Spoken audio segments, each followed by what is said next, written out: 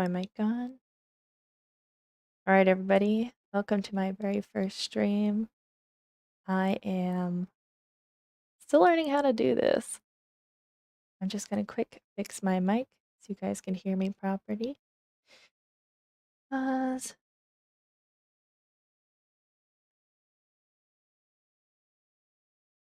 See here.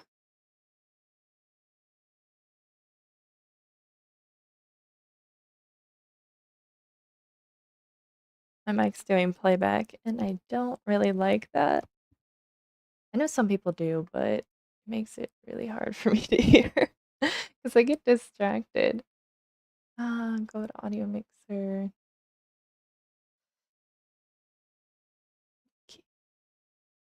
Also having trouble getting the chat to come up. But you know what's a first stream without some difficulties?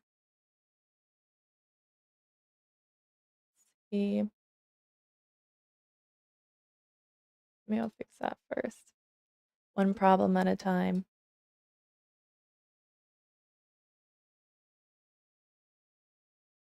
Restore. Okay, looks like it's working now. Yay! Okay, fixed one problem. Now on to the next. There we go. Let's see. Mic settings. Once I had this all set up like the first time, then it's gonna be easier, but I knew I was gonna run into issues. But if I didn't do it, I wouldn't know what I needed to fix. Okay. Settings. Yeah, after I fix everything, what I'm hoping to do is to do some warm-up sketches, and then I'll move on to working on drawing on the children's book. And then hopefully I'm gonna have a little bit of time to do some drawing on the Reggie Origins storyboard animatic that I've been working on. I'm hoping to do that as soon as I can figure out under filters.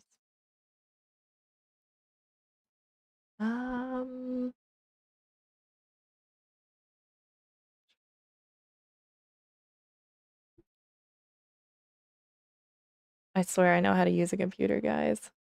I'm not that much of a boomer, but go to settings, audio, set devices to disabled. What? Well, now I'm down on like a Reddit rabbit hole. Of course. I just want to start drawing.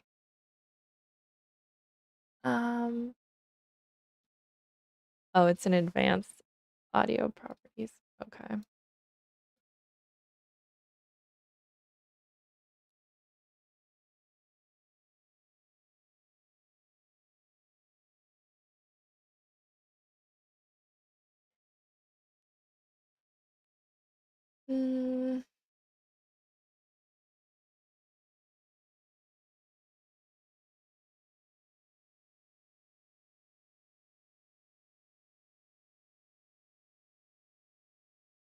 Monitoring device.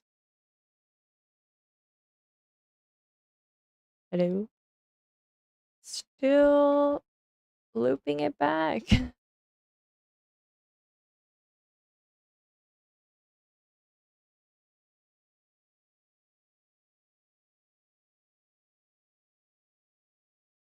Right click speaker. Advanced audio properties. Monitoring off. Okay, I think I fixed it. All right, I'm just going to make sure that my audio is still coming through though. So I'm just going to quick ask somebody to come watch my live stream. Share. Can you see if the audio working? Whammy. My sister to the rescue. Let's see if she responds. Okay, well, while we wait, I'm going to just gonna organize everything here on my screens so I can get started. Usually I start my day with just like warm-up sketches, but like Wednesday, Thursday, and Friday, I do like I work on the children's book in the morning.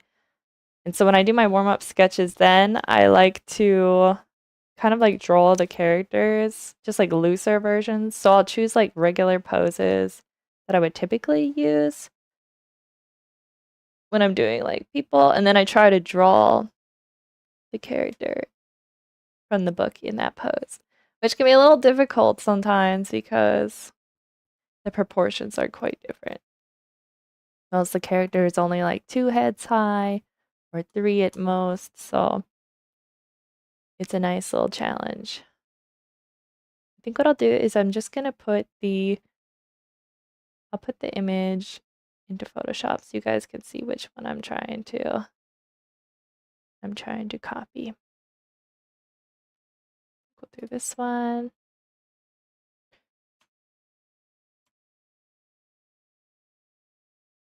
Oops.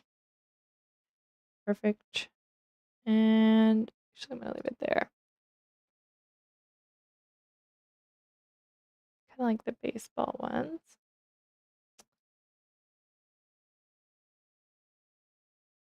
I usually end up choosing references that are like sports just because I feel like there's a lot more energy to them. But I feel like I need to make sure that I'm doing enough warm-ups where they're just kind of like regular poses as well. That is something I might need to do a little bit more of. It's not as fun, granted, because the poses are not as exciting. Let's see. I have like a Pinterest folder of all these references that I like. I've drawn a lot of them, so I'm trying not to always just keep drawing the same poses. So I need to spend some time and like find new ones at some point. Okay, this one's good. This one has a couple. We could probably do a couple of these. These aren't really crazy poses. It's kind of fun. They got a sword. Our characters do not have swords in the books, but for warm-up purposes, they will have swords. All right, that can go there. Sure. All right, let's warm up for the day. But first, I need a sip of tea. I have a bad habit of brewing tea, and then it just sits there and it gets cold. And it's really a crime. I'm trying really hard to remember to drink it before it gets cold.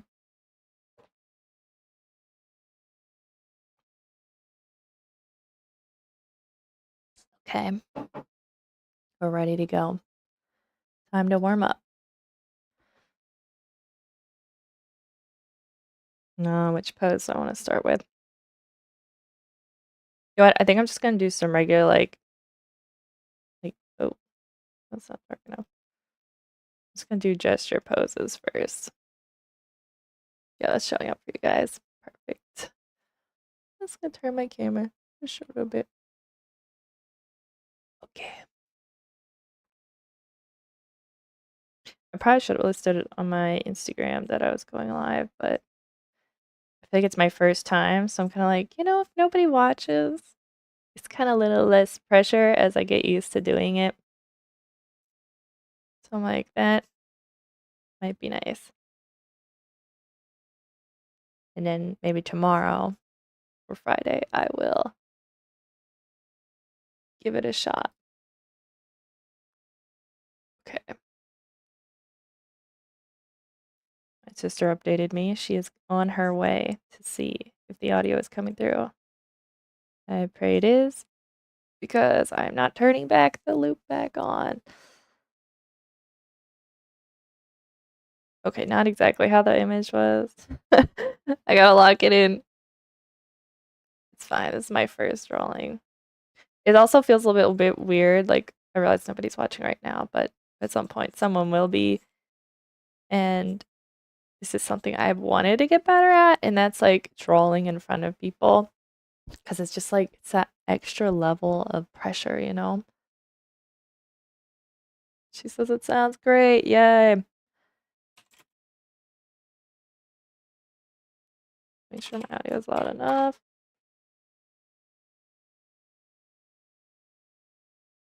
Yeah. I'm just warming up. Yeah, I want to get better at drawing in front of people. 'Cause I feel like, you know, those people that do like, they'll draw like character versions of you, like, or they'll even do like quick portraits of you, like live on the street or something. I have a lot of respect for those people because that is a lot of pressure. I feel like I would not right now anyway, be able to do that. So I'm like, maybe this is a good start. Like, I make mistakes. You know what? I'm still trying. I also find that some days I am like better than others, where it's just like I have a better perception, proportion, and I just feel like my brain and my hand are like better connected. Today, not so much. I think it's because I feel a little distracted. I'm also not used to like having to, I guess, like talk about what I'm doing while I'm doing it. But I also thought that might be a nice thing because I very frequently will go like on autopilot, and I kind of feel like that is not a good habit to develop. And so I'm hoping by streaming, it might help me be a little more self-aware about what I'm doing and why I'm doing it and help me keep a little bit more on track. It's kind of like they say where like when you teach people, it helps sharpen your skills because I guess you're being more mindful about what you actually know. And whoops, that's the lasso tool. Yeah, so that's what I'm hoping.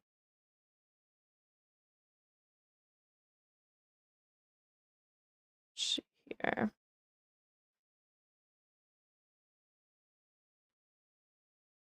I'm going to Rose. Rose, I don't know if you're still watching after checking the audio, but do you want to see if chat works? I just want to make sure it's like live updating with the stream because I have not done this before.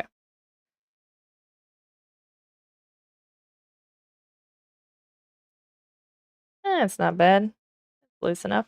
Okay, I think we should try moving on to the characters in the book. Which pose do we want to do? You know what? Why don't I try redrawing like this one here in the version. So the one character from our children's book that I'm working on. So like I'm illustrating it / writing the story with my cousin, who's also my best friend. And one of the characters is a canary, and then the other main character is a mole. So I'm gonna try drawing the canary character, who is Figgy, and we're gonna see. So Figgy is actually, let's bring this in closer, make it easier to see. Figgy is 3 heads tall, about. I have like a character. No, Figgy is exactly 3 heads tall. That's right. I try to keep it like exact because I did not want it to be like it's like 3 and a fourth because I don't like to have to like measure exactly while I'm going all the time. So if you just make it like whole numbers, like exactly 3 heads, it's gonna be a lot easier. So usually what I do is I start with the head just because that's like my base measurement. And then what I do is I kind of just draw a line following like this arcing line here. And then I think about the arms and then down here at the hips. And then I'll also mark out about where my bottom needs to be. When it comes to loose sketches for these characters, I don't worry so much about exact perfectness. It's more about getting the gesture down and being able to tell that it's that character. Just gotta round this out a bit more. And then usually the neck kind of comes up in a point. Vicky doesn't really have like a neck, so to speak. It's more like the shoulders quickly come in to the head. And then I usually just kind of like widen it a little bit as it comes down here. And it just kind of looks like, I guess, like a sack of potatoes. Yeah. And then I'm just going to draw these lines. I'll put this one a little higher behind the head. And then this with the legs. And so then at the bottom, it's kind of these like half circles that make up kind of like the fluffy feathers as it goes into the legs. The canary. And then for the feet, keep it pretty simple. Just 3. This. Yeah. Okay, so I made the legs a little long. We're gonna fix that. Vicky does not look that leggy. Because Vicky's still pretty young. I wanted them to still look, like pretty little. I didn't want them to look kind of like teenagers. So my original sketches, they looked way too mature. But as I started like drawing them more and more, I was like, I need to make these look younger. Otherwise, I'm drawing for the wrong age group. So that's one thing I'm kind of learning as I was going through. And then the wings actually are like the length of, so the bottom of the neck to like the bottom here is about the length. So I'm just gonna do that. And typically what I do is, you can't see because I'm doing it on my screen, but I just like use my finger to measure the distance. I'm not sure if it's the proper way to do it, but it's how I do it. And then I just kind of guide it around loosely. And 1, 2, 3. Arm comes into here. This one goes up higher.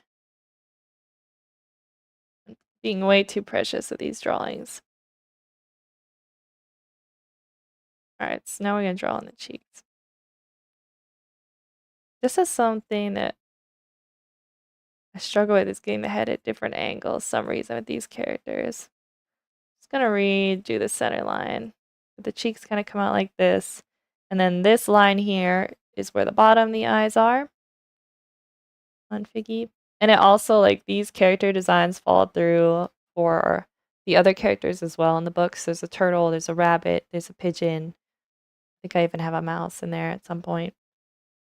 And so I kind of like had them all, they're all like different proportions. So some are 2 heads, some are 3 heads tall, but they all kind of follow the same, like they have the round head and then they have like the oval like cheek area, and usually the nose or the top of like the beak will fall right where the eyes start at the bottom. And so like this. That's good enough. Let's see, is there a, there is. Put the ball in here. Oh wait, put the eyes are not looking the right way. And I'm gonna make Figgy look very competitive. There we go. Figgy wants to win. And then the ball cap kind of comes up from the sides, swoops like this. And then Figgy likes to wear their ball cap backwards because they're very cool. Like that. There we go. Not bad. I like it. Let's do the mole character, which is Sammy. And I'm gonna do them. Just gonna stick you up there. I'm gonna do them in this pose here. So I'm gonna start with the head.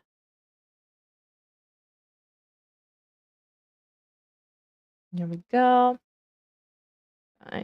Actually angled up a little like this. Actually, I'm gonna angle it a little bit more. And so Sammy's nose Goes usually right in that like little cross section there on the face. And then I try not to have when the cheeks come in down onto their to the bottom of the neck. I usually have it sweep pretty closely. I don't want like extra space down here. That's something I did originally and I kept making mistakes. And that's why I would be like, why does this not look like Sammy? And it's because I was putting way too much space down there. So I have to make sure to keep things tighter. So that's something I'm kind of been keeping in mind. But I'm very happy because I am almost done with all the line work for the book. And then I get to start coloring it. We are still kind of like finalizing the the script. Like everything, not the script, the text. I don't know what the technical for books are. But we're still finalizing that. But like the base is there. We're just kind of like at the point where we're like we don't like certain wording, you know, and we'll be like, "Oh, maybe like word it this way." But the base story is staying, so it's safe for me to draw everything. But I want to have all the line work done, and then I'm going to put in, granted, I've never done this before, so I'm not 100% certain the exact workflow, but this is how I'm doing it, is where I'm doing the line work. I have like base, like thumbnails for each page of how I want the layout to be, but it's still loose enough where I can rearrange it based on the text we decide we want on each page, because we haven't 100% decided like which words will fit into each page exactly. So I still need to make sure there's room for, some adjusting. So once I have all these done, which I'm hoping to have finished by the end of December, I don't see why I wouldn't have the illustrations done. Then I kind of need to get the story part wrapped up so I can actually, you know, start doing the coloring, which I think is going to be the fun part. I say that now, but I think it's going to come with its own challenges. I feel like, so let's see a line here. Get this. I feel like I'm probably, what I think I'm going to do when I start coloring the book is I'm going to do like, kind of like colored thumbnail versions of each one. So I can really like break down every page together rather than going at it like one page at a time, fully illustrating, and then going to the next. I think that I would end up kind of like changing my style slash losing consistency. So if I do it rough colors for all the pages, make sure it's cohesive, and then I move on to kind of like rounding them down more, I think that it will look, cohesive enough. Which is kind of what I was originally what I was doing, which I'm glad I decided not to do, is I was doing the the line work and then I was doing the color right away. And so I was planning to do line work, color, page done. Line work, color, page, and this may be a way someone who like really knows their own art style and themselves could do it, but definitely not for me. I think because I'm still figuring out how I want to do the book exactly, that my style is changing from even just like one page on the left to the page on the right. And so I was quickly like, it's not gonna work for me. It's just not. Okay. I always struggle with Sammy because Sammy doesn't have very long legs. Sammy just kind of has short legs here. And Sammy's arms are also very, very short. Sammy's arms reach like this, comes in front of here. But Sammy has very big hands because Sammy is a mole and needs them for digging.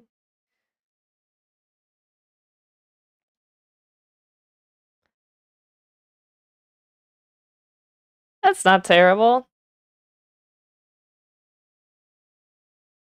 We're still warming up. I haven't drawn these characters since last week, so Oops.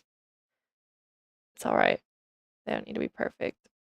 I'm probably being a little too precious with my drawings right here. I need to... I'm gonna move these out of the way. Let's do some of these ones up here with the swords. I need to be more loose and just go with it. Okay. Just gonna drink while I let that save.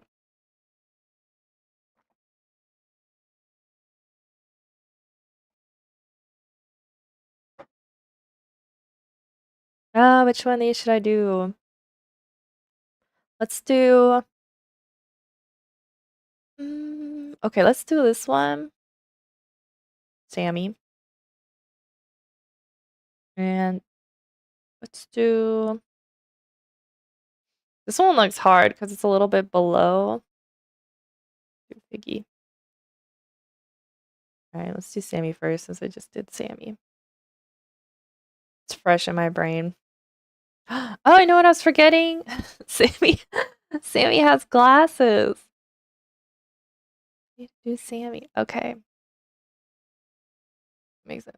So Sammy's glasses, which means I need to raise the eyebrow. The bottom usually comes a bit below their nose. There we go. And depending on the pose, I actually put the... No, I'll put the eyebrow like floating above the head. I kind of like that. Yeah, this pose is really... Bro, this is tough. Alright, we're not gonna worry about it. Not every single one's gonna be perfect. Alright, we got Sammy going here. Make sure you guys can see it. Cool. Alright. Gesture line like this. These shoulders up. That's tilted kind of like that. Oh, I got that perfect. Yes. Let's just do quick torso. And this leg kind of kicked out here. The bottom of the leg almost meets exactly kind of where the belly ends with Sammy. So they have very, very tiny legs. And there we go. Their head is at a pretty extreme angle. I don't know if I want to do it. Well, let's give it a try. Let's give it a try. Actually, I don't like that. Usually once I put the nose in, I'm like, not so sure about that one.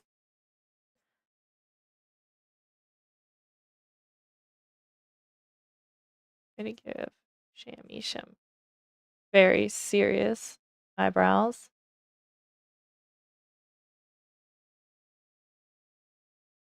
And the nose. I really need to be using a different eraser. These are typically the ones I use. What I want to do, although I tried to do it actually, never mind. But I wanted to make, so I made, these are custom brushes I made for the book. But I wanted to do like a custom eraser, but Photoshop doesn't actually, as far as I know, please correct me if I'm wrong, because I would actually really love to know if I could do this, but they don't have like a custom eraser maker. What they do have is you can make a brush, and then there's a setting in here where you set it to like clear in the mode for the brush, and then it works as an eraser. But the issue is like when I'm using my pencil, like I like to use the buttons on the side to go brush to eraser, and because it's listed under brush, you can't just hit eraser to get to it. It doesn't, like, it isn't registered under the like eraser brushes, so you'd have to like go over to your brushes, scroll down to the one that you wanted that would be your eraser, and then use it. So that kind of something that I hope they change in with Photoshop at some point. If I had like the patience to learn, I think I used all my patience learning Blender, but I would kind of like to, I think Krita probably has much better functions. And granted, it's free too, but I've been using Photoshop for like 11 years. I'm very used to it, and so I'm a little scared to change. But it's times like that where I'm like, that's a really basic feature, and there's so many people who use Photoshop daily for drawing, and I feel like they would like to make their own, like custom brushes. So maybe someday we will get that feature. All right, this isn't terrible. It's not perfect either, but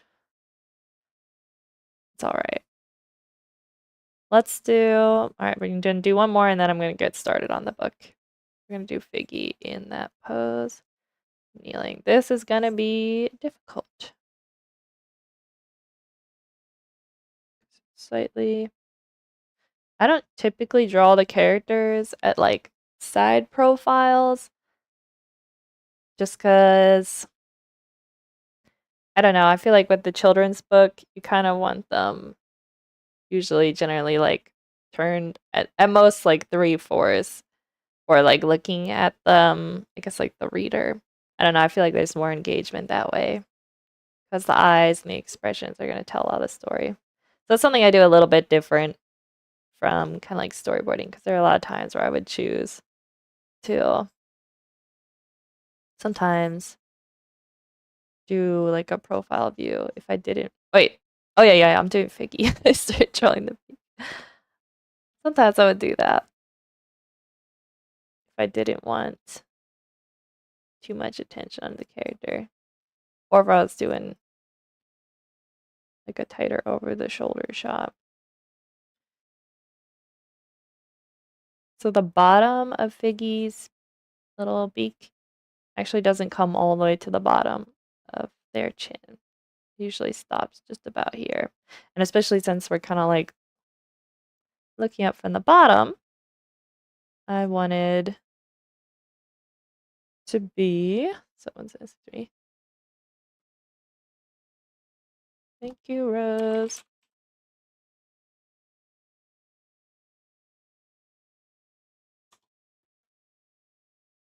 Okay, what was I saying? Oh, I wanted to look like it's kind of like looking up. They have their eyes closed in this one, but I'm gonna believe Vicky's opening. I'll have them looking up.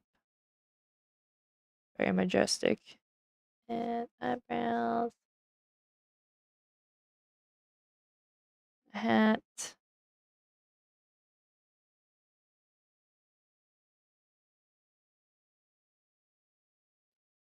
Ba-ba.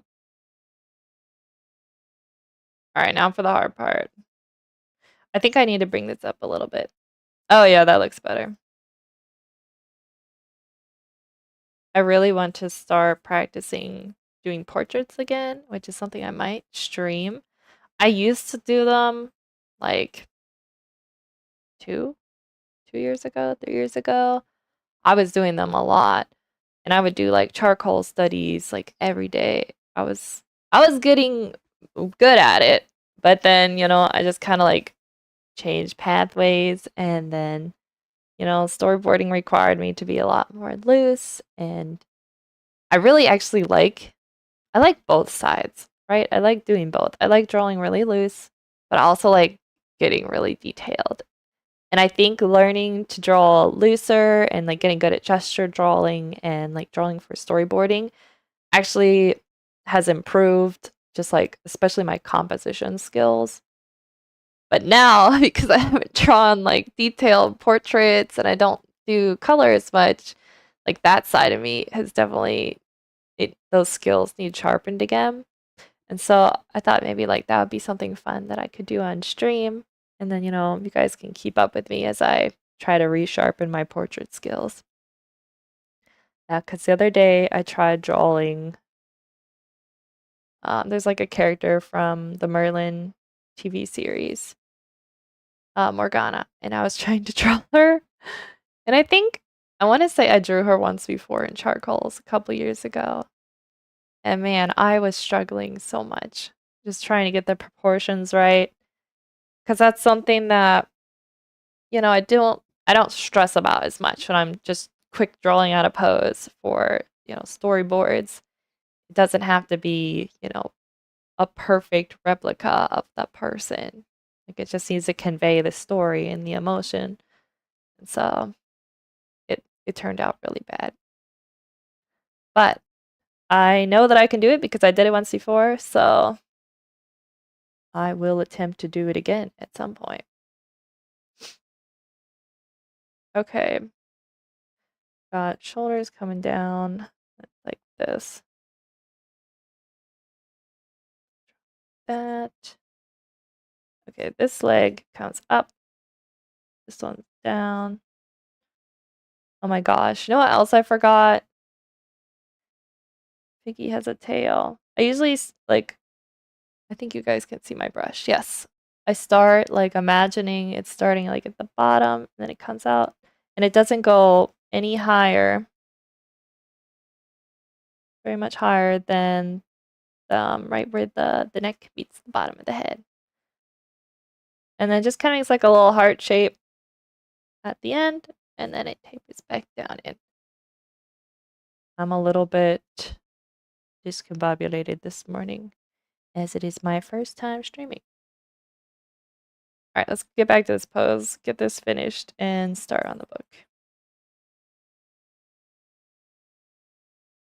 Quick tail. And then, you know what, this head, I'm just going to turn it a little bit more like this. And then I'm going to take this down like that. Okay. Arms. Actually, let's put this leg in first. Boom, boom, boom. I have a tendency when their legs are like bent in a different pose, I will draw them way too long because I have a hard time gauging the length, so I'm guilty of that. Toe here, toe there. Okay. Not too bad. Let's get the sword. It's kind of like they're stabbing their foot. That's not good. Don't do this at home. It's the tail. All right. Honestly, not bad. It's almost 10:30, so I think it's time to get started on the book. I'm just gonna save that quick. I'm gonna close this. Yes. It's making my thumbnail earlier. And here we go. So this is page 29. 28 and 29. Did I finish 26, 27? So I kind of show you guys how I've been doing it. Also added like kind of like a textured background. I don't know 100% if I'm going to keep that, but it just feels better than drawing on plain white for me. Like it can get a little scary when you're just trying to like draw on a blank canvas. So if you make it a little bit messy, it feels a little bit easier. I'm kind of toying with the idea.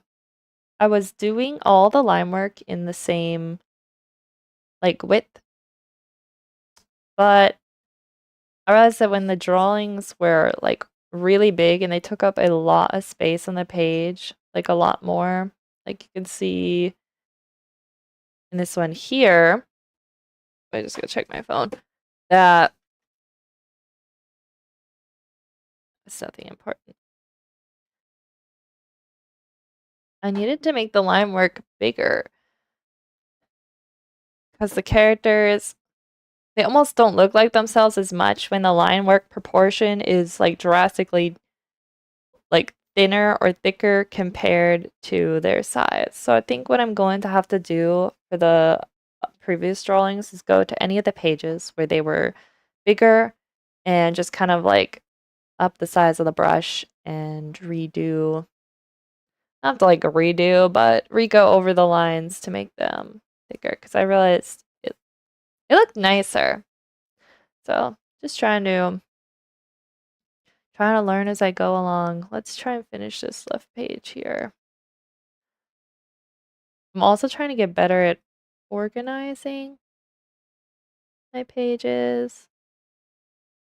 Yeah, okay. And I have to get good about naming my layers. That's one thing this is teaching me. It's painful. Nobody likes doing it, but you have to. Biggie explains. I also have a habit every time I like name a layer, I'll quick save because like my hand's over there by the Control S anyway. So that's a good habit to get into, especially since I am really good at crashing Photoshop. Okay, this is the brush I've been using. So I was doing like, I preset the brush when I saved it to be like 15 pixels, I guess, how their measurement works. So that's how I was normally doing, like all of it. See much thinner that is. Um, yeah, it wasn't working. So we have changed. I think I was writing, I did it. This looks about, we're at 25 here.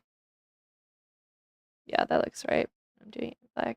I forgot to add the face here to Sammy, so I'm just gonna quick get a little smile in there. There we go. And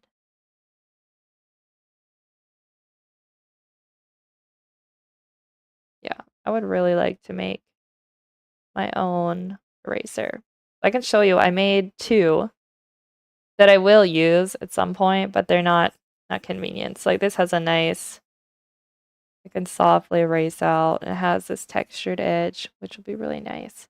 And then I have this one here, which is like kind of like a paint spray. I have this as an eraser version, and I have it as a regular painting version, which I really do love.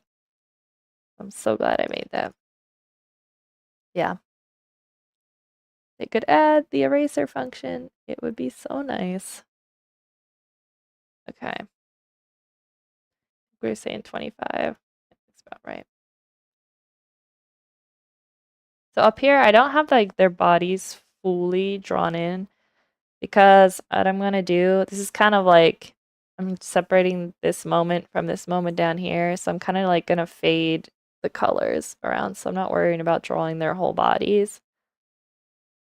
It's kind of like like the scenes where they're like, it's in their thoughts more. And then that'll put more of a focus on them down here playing. So, all right. You could see I kind of went through, there's some extra lines the other day, and I try to like fix up some of the edges because I did all of these rough drawings back in April. Yeah, summer got crazy, and so I didn't have much time to work on the book. So it's been a hot minute, but I'm back to it. I've been back to it since I think October. I was finally like got got everything together. I was able to really focus on it again, which took a really long time, but I don't have a deadline. I don't know if you guys have this problem. I might need to update Photoshop. I'm a little scared too. But every time not every time, but sometimes when I rotate the canvas, I don't know if it's at certain degrees, it's like it lags out when you use your brush. And it drives me crazy. I'm like, I just need to rotate my canvas. I'm not asking for a whole lot. Like I've literally like fully crashed Photoshop. Yeah. Okay. This camera. I move around too much. Yeah, I feel like at some point I want to kind of move my camera so you can see more like what I'm doing on the tablet, not just my screen, but until then, until I figure out somewhere better to place it, this is where it's gonna be.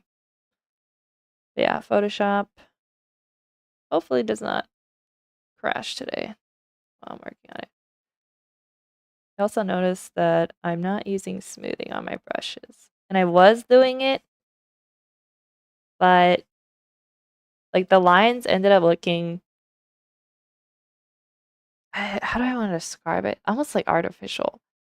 And I really, really didn't like it. And so I kind of wanted to look like I did it with like a real pencil. So I'm just doing it without the smoothing on, and I have to control Z a lot of times, but in the end, I liked it better because it looked more human made, which I liked a lot better.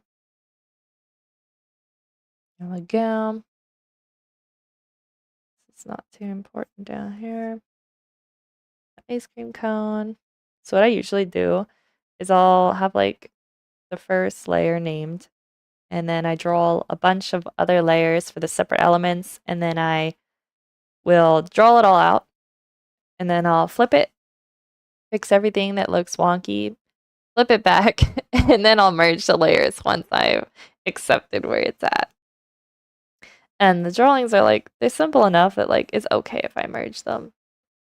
Because I do not want like 500 layers to have to go through. So I do merge them, which I might kick myself later, but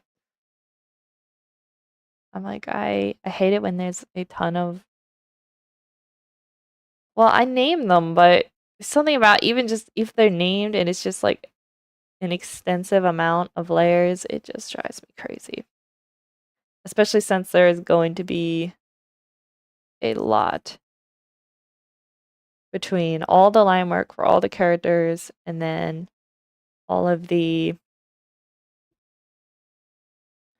coloring as well is going to be,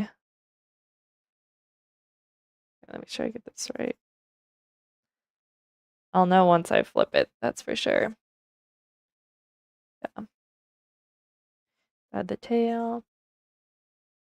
Yeah, but I like this brush that I made. It reminds me of kind of like a charcoal pencil because it's very textured, which I think works with having my line work not have any smoothing, which I'm happy about. Just makes it look very organic. It'd also be fun. I could spend literally hours making brushes. I don't know about you guys, but it would be fun to make some brushes on stream. What I did for some of these is I actually took real ink on paper and I just kind of like either sprayed it around or I used a brush. I had different textures.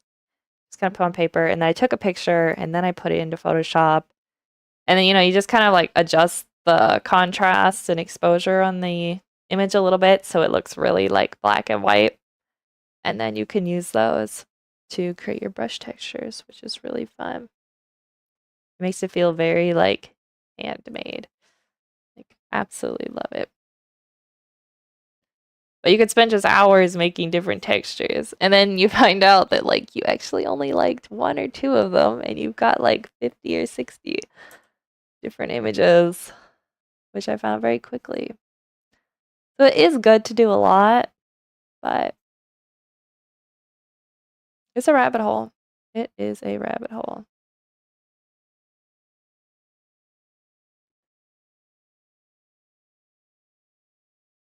Go. Yeah, I don't want to release any spoilers to the books, but I can give you a brief, like what it's about. And it's two friends. They meet at school, and one is introverted and one is extroverted. And they're good friends at school, but they really don't like doing too much else with each other because they're so different. And so the book's kind of about them learning how to still be friends, even though they like different things. And just kind of learning about the differences everybody has and what they like to do and what they consider fun, and how you can find a workarounds. You could still be friends and be an introvert and an extrovert. Alright, Photoshop, don't crash, please. See, it's been doing this. Like, what is this? I don't understand. And it's only sometimes. It's like, I don't know if it's like an invisible line there that I really have no idea. But then now it's gone, see? Yeah. Love Photoshop. Apparently, I don't dislike it enough to try something new. I have tried Krita though. I have. I think what I needed to do was re-keybind everything so it felt just like Photoshop. That's honestly, I think the hardest thing when you move programs. Like, granted, the buttons will be in different places, like visually, but it's really like your muscle memory stuff. It's like your hotkeys. You can get those switched. It's not too bad. Once you learn them, then you feel really at home. At least that's the way I felt with Blender. I have like the keypad thing. Let's see. Yeah, but I have like a preset for Photoshop and then I have a preset for Blender. And you get pretty good at it. So yeah, hotkeys are worth it, but it really does bend your brain when you're first learning. And then they'll like update the program and your keybinds will get broken. That sucks. You have to either re-keybind or try and learn the new way, which is not always fun. Which is ironic because I genuinely consider myself someone who likes learning, but this is different. This is different. It's like someone comes in and rearranges your room and you had it the way you liked it before, and suddenly you have to learn how to use it a different way. Yeah, not fun. I don't know about you guys, but I have a tendency to, I think it's because I tilt my head while I'm drawing. I try to get myself to sit up straighter. But you'll see once I flip it, all my drawings are usually slightly at an angle. So that's why I always have to make sure I flip them. Otherwise, they will look a little bit wonky and you won't know why. But as soon as you flip it, you do be knowing. Like, oh, I really do need to sit up straight. That should be good. Also like to keep, even on the finish layers, I like to keep the pupils and the eyes on a separate layer because depending on where I move the illustrations for the finished one, I might need to adjust those to make sure they're looking perfectly at like the right spot. So that's something else I've been doing. Like live and learn. My tea's getting cold.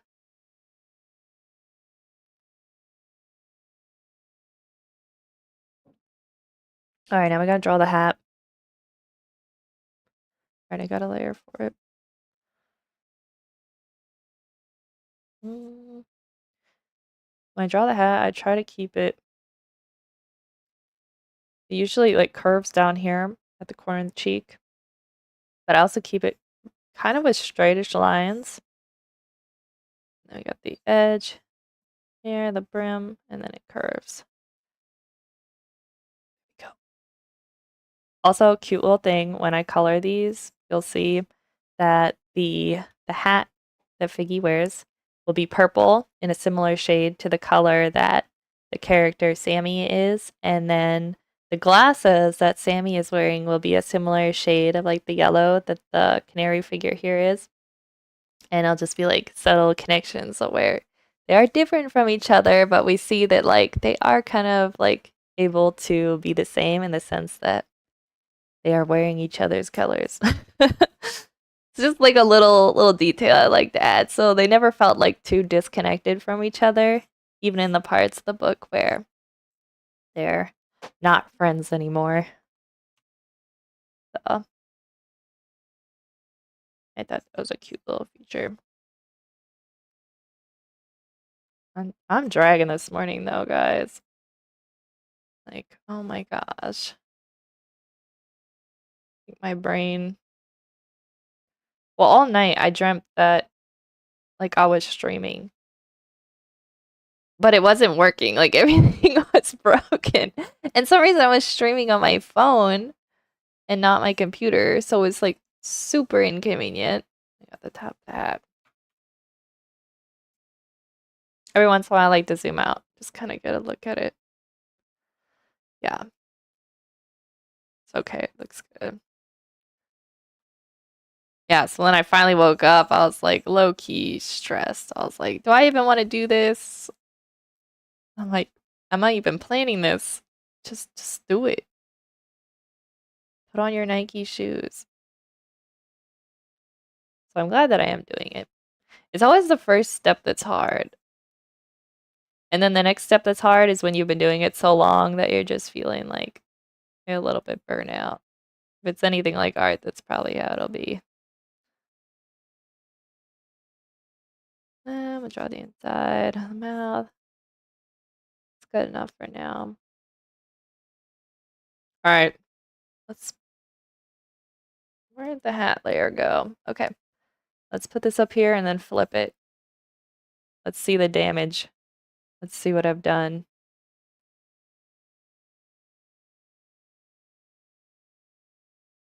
I'm struggling.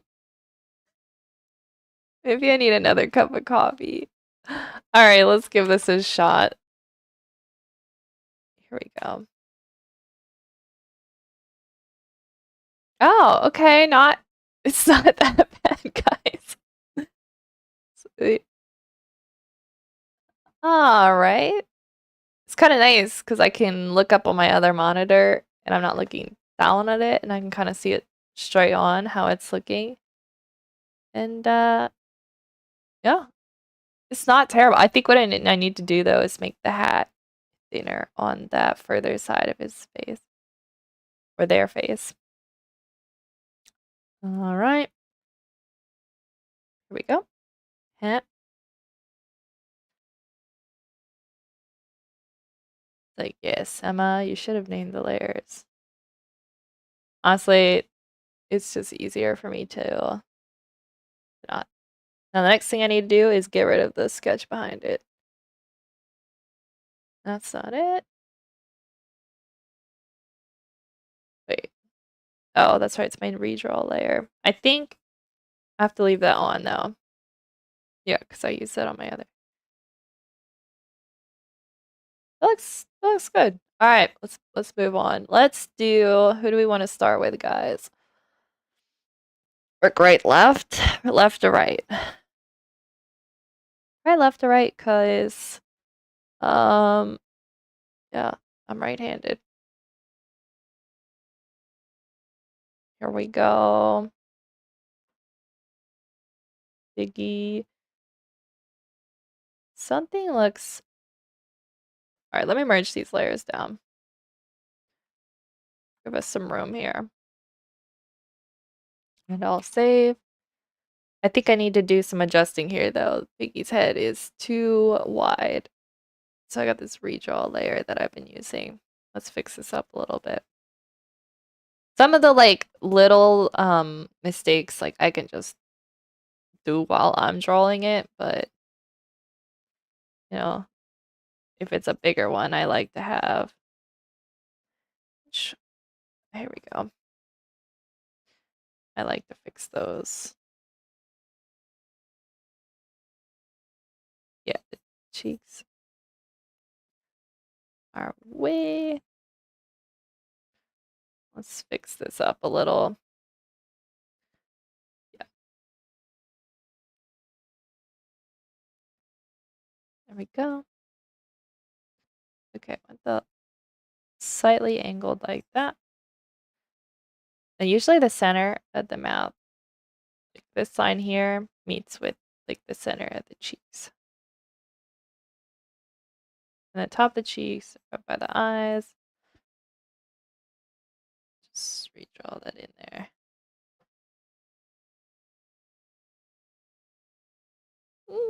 It's better. It's getting there. I don't know what happened when I drew this. I think I was a bit distracted. That's okay, because I could fix it now really quick. You know what? This needs a lot more fixing. Here's what I'm gonna do. This one thing I've learned is that um when it's really not if it's not working, it's not working. Wait, why is this it's an H? It's not drawing in color. I don't really know why. What did I do?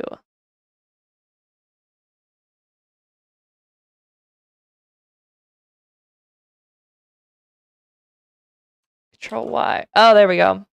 It's not Control H. There's a hotkey that I have that makes the whole canvas turn black and white. Very handy when you're working on color projects. But I wanted to be able to see it. Okay, let's fix this. We're going to use a light blue. This will be our new line.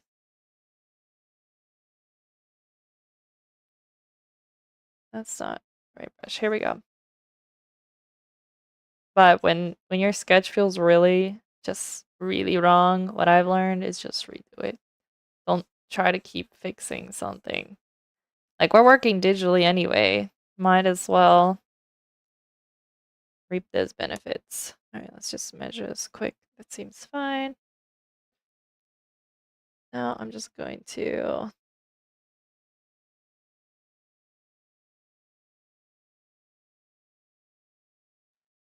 there we go.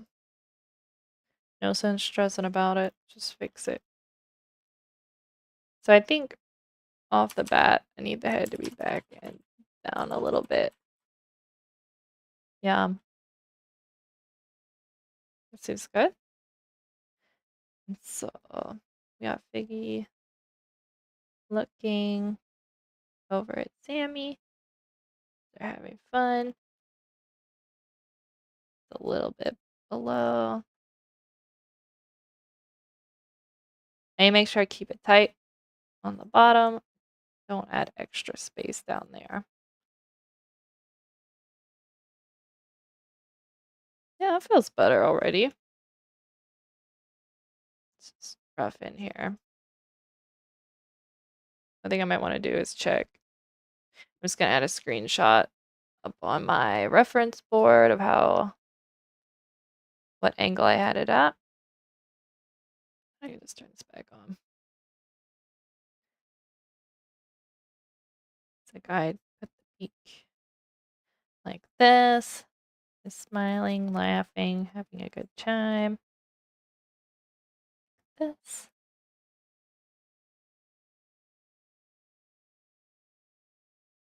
I'm also gonna flip this once I'm done. That's gonna help a lot too. Alright, eyes about there. Also have a tendency to make the eyes too far apart.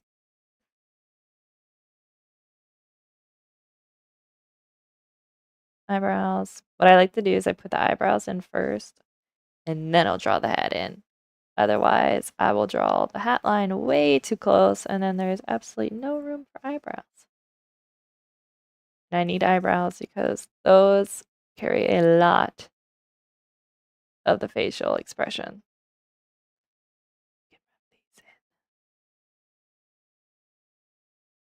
Oh no. No, no, no.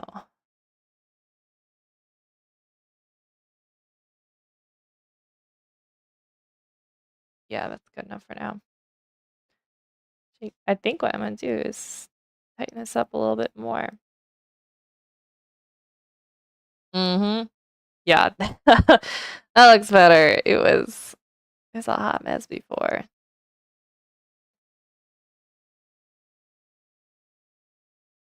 There we go. Doing this book kind of made me want to do like a comic book, but it wouldn't really be necessarily for kids, which would be different than this. Yeah, there we go. Just erase this out. I'm gonna need to flip it. But that'd be kind of fun because if you guys know me, I love drawing ducks. And I thought it'd be fun to do like a comic that was about ducks. I did one called Cow Play, like an animatic, and it has a duck in it. And it's loosely based off of like a true story. Loosely, very loosely. But it would be kind of fun to make like little comic stories about maybe like farm life stories like told through the ducks, kind of like Shaun the Sheep vibes, but like the ducks are the main characters. And like we have a dog as well, and the cows. I feel like the cows would play the role kind of like the pigs do in Shaun the Sheep, because they're always causing trouble. Yeah. Well, that's kind of like I always have like a lot of ideas that I'm keeping, in the back of my head. Not all of them always get to actually come true, but some of them do. Like this children's book. I think I'm gonna do I don't like this. I don't like the way the wings and the torso are connected in here. It's hard because you have to draw these characters in kind of like poses they couldn't necessarily do. I mean, like I feel like a bird could probably. I mean, how you don't really see a bird leaning forward on this like cement with their wings like resting. So it's kind of like you have to use a little bit of imagination. I kind of like drawing Piggy's wings as if they were almost like oven mitts, and that has kind of helped me like visualize how I want to do that. Just kind of resting down there. That feels better. Yeah, that does feel better indeed. All right. I think that is probably ready. I fixed it enough. Also need to make this tail thinner. And I think I straighten that there. Maybe like that. Let's flip it. It's time to flip it, guys. I'm scared. Let's make sure I got my layers together. I'm gonna flip this, this, and that.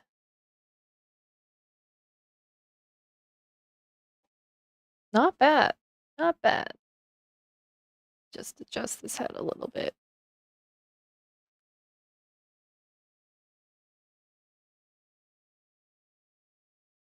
It's the hat that's throwing me. Oh, you know what? I need to lift this side. Drop it down. Mm, yep, I think that's all right. I think the hat works then. Let's just reinforce those lines. Try to make sure there's enough space between the eye and the side of the face over there. That doesn't look too squished. Okay. Cool. Let's flip it back. Now we can do it the proper way. I'm just going to lower the opacity on this layer. Oh, I'm a popular person today. My phone keeps going off. It's okay, it doesn't need charged anymore.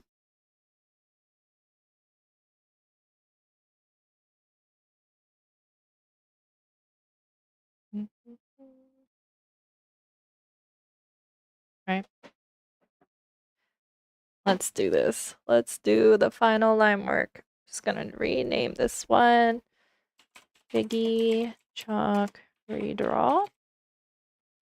So I know what I did there. And Fill layer to hide old sketch. Okay, here we go. Name this layer Biggie drawing with chalk. And I'm gonna do it slightly. I think I'm just gonna use the 15. Yeah, compare that thickness. Let's do that. Just gonna do the 15.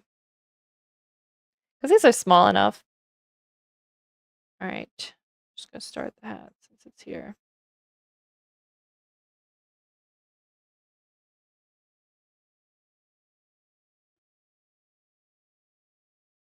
Kind of the way I pieced this book together is actually a little bit like a comic.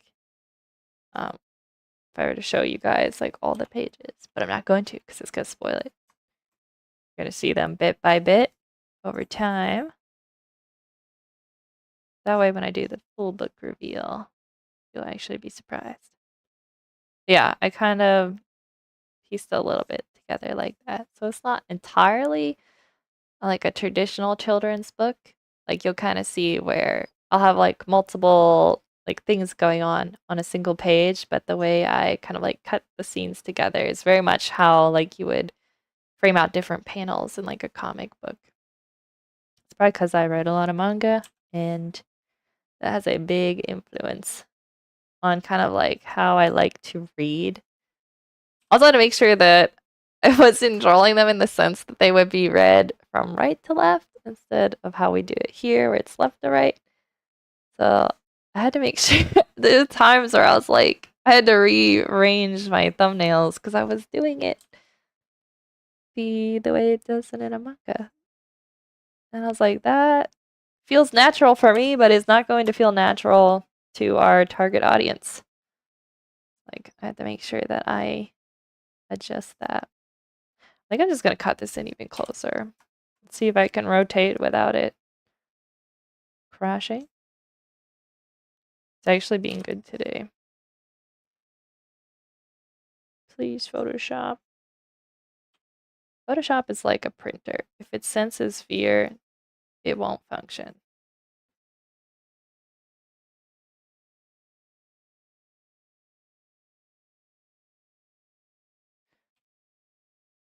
Let's take a look, see. Looking good. All right, let's add a new layer.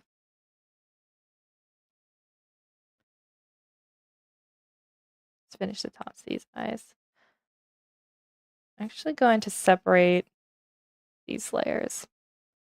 Cheeks. It's because I like it when I can erase them out. I feel like I changed the eyes the most. The eyebrows are up here. I need to draw that more this direction.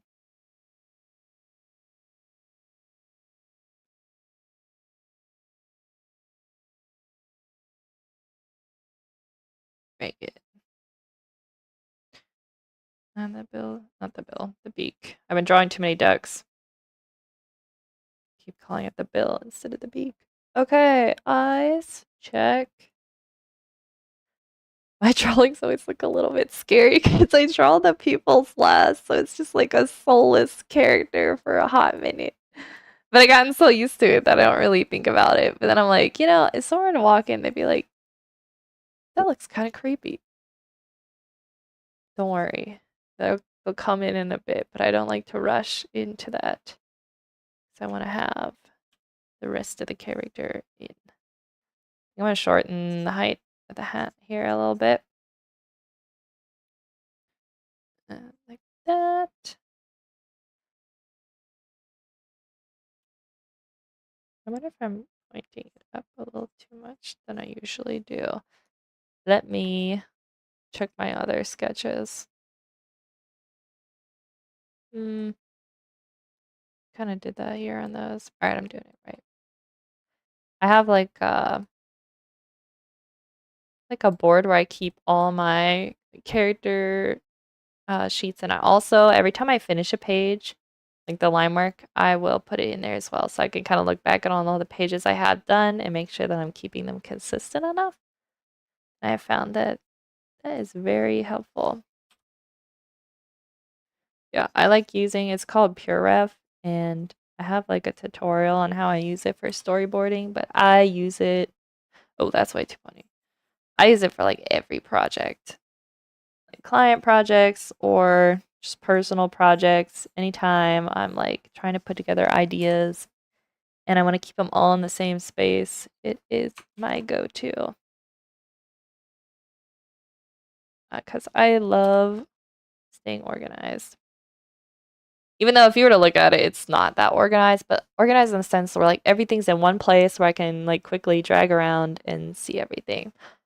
I also like to keep like inspiration in there. So if you have like reference images, you can stick them in there for like style. Why does this not? Guys, we were cooking and now. Wait, where'd that layer go? Oh, there it is. Now we're not. We are not cooking. We are. Yeah, let's add in the beak. Let's add in the beak. I think that's what's throwing me. We don't have like a center line.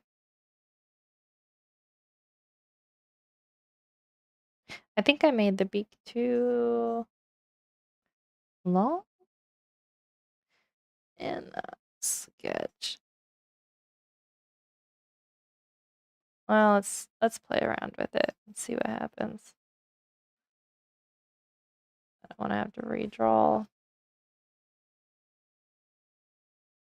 We were doing so well.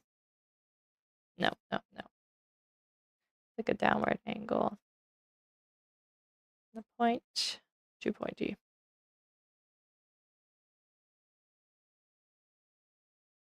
But I gotta round it a little, but not too much. And that looks like, let's point that up a little.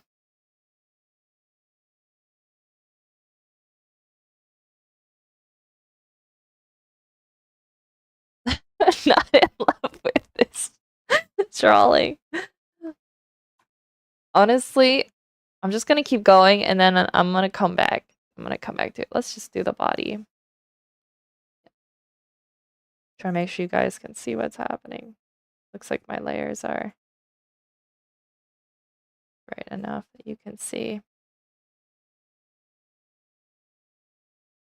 I almost think I still made this hand a little too big, a little too long. There we go.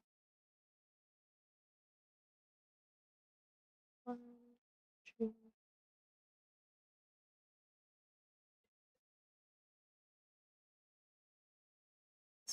A little bit bigger. There we go. So Figgy has like 4 little like feather marks.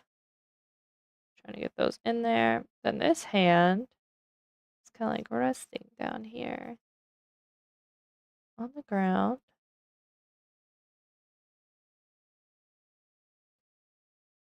The shoulder. I think what feels weird is that I have not drawn Figgy too much where like the shoulders come that close around the head. Let me just put this. Ugh. All right. Hold on, everyone. Things are gonna get real messy before they get good. I knew this pose was gonna be a pain. I knew it. I knew it when I drew the rough, but I wanted it, and so we're gonna keep it. I'll shorten up the torso just a bit. And let's add legs.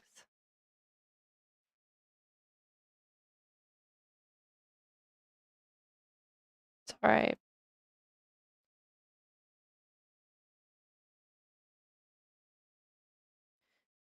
Just gonna quick.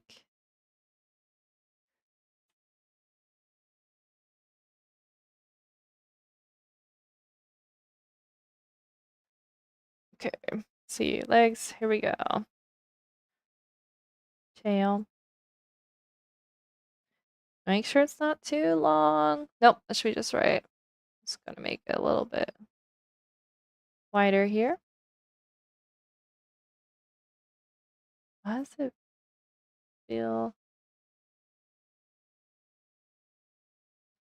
I think I made it too wide.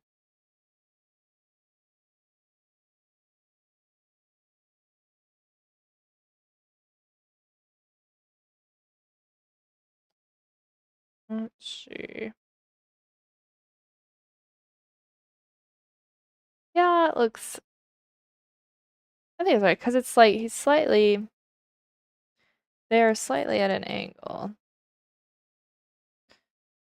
Okay, here, here. Let's go back. Yeah, this is actually very.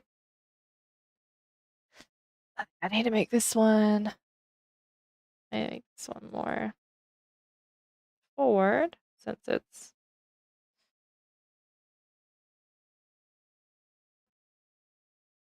Sometimes you just gotta step away. I feel like maybe I've been looking at this too long. Yep, my tea is cold.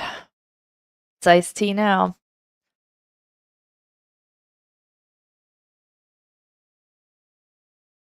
Okay. Back of the foot. And then this part, it's like laying on the ground. I don't think I made that long enough. Not quite long enough. There we go. And down here. Fix this.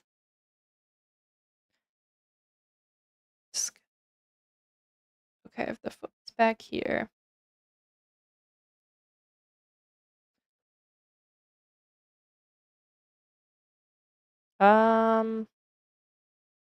I would really love to hide this foot a little bit more, actually.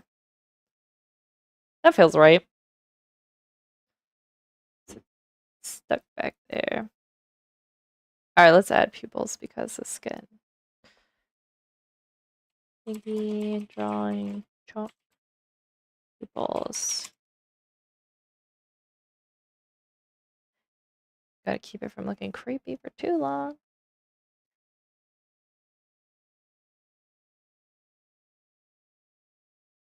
Yeah, something's up with the bill. We gotta fix that. Let's flip it though. Alright, we ready? I can already see what needs fixed. We're flipping. Oh, shoot, I missed layer. Okay.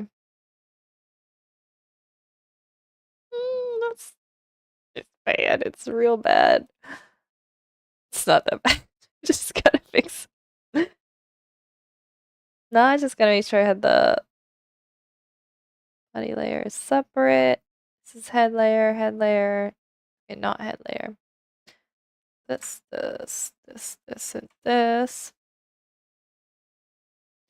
I can turn these on. I think I'm gonna bring the head back a little. Oh, that feels better. Oh my gosh. It's amazing how just a little change makes a big difference. I think I'm going to flatten down the head a little. And then we're gonna go to the shoulders.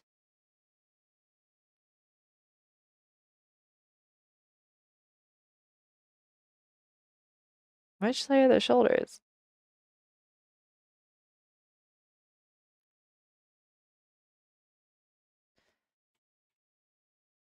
Okay, update, guys. The chat is not updating. Why not? Oh, wait, it is. It is now. Hello, Rose. Vicky is so cute. I love that the tail's heart-shaped. Oh. Okay, I think it's just taking some time.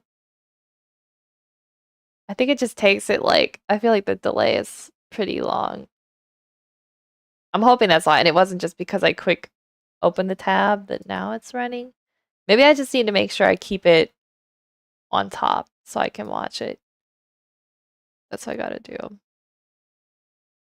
Live and learn. Live and learn.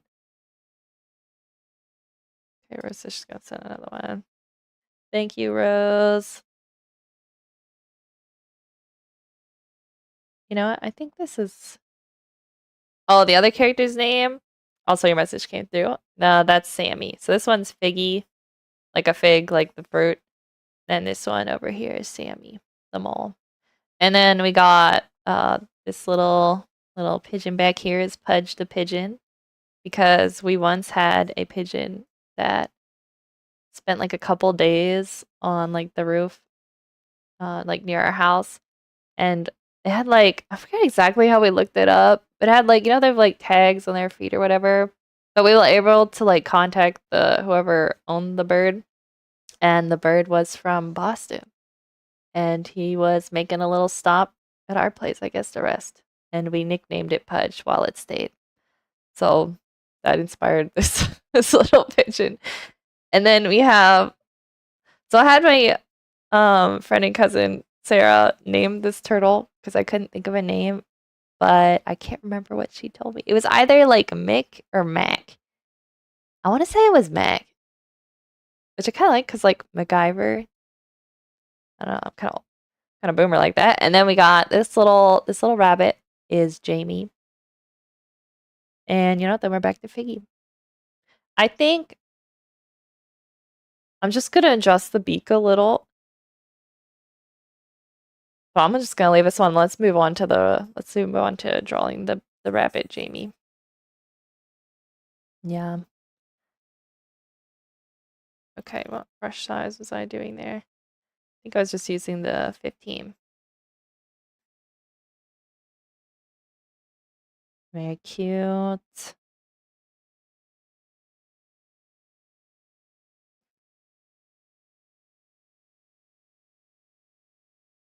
I'm trying to decide how I want to draw like the inside of their mouth because like they'll have like a tongue.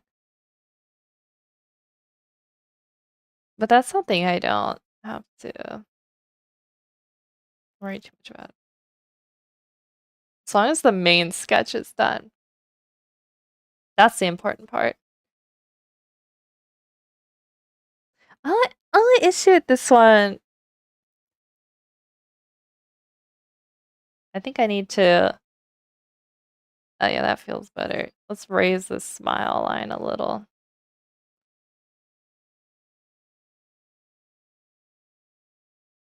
Like really, really happy. I'm so happy. Okay. Maybe not that high.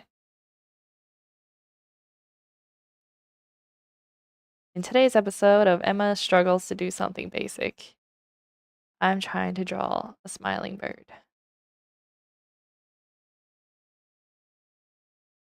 Yeah. I swear I'm better than this normally, guys. It's just one of those days. I spent most of Monday and Tuesday, also I fix the eyes, like editing video and doing like graphic work, so it uses a different part of your brain. So I'm gonna be a little bit rusty today because today is the first day I've actually done really something artsy. All right, let's flip these. Come on. I always hit caps lock instead of shift. I want to get a special. Oh no, that's so good. I want to get a special keycap for my shift key, so without looking like I can feel that I'm pressing the right key. I just haven't done it yet. Okay, that's good. That's good. Let's do merge layers. Let's do Jamie next. The pupils, we're just gonna leave because They don't need to be 100% correct right now because I will be moving those. All right, on to Jamie. Oops, let's put this layer up here. Jamie. Jamie's only in it once, so I only have to put in their name. Okay, let's see here. File saved. Constantly saving, guys. Because you never know when Photoshop is just gonna crash out on you. Let's see. Looking for a file.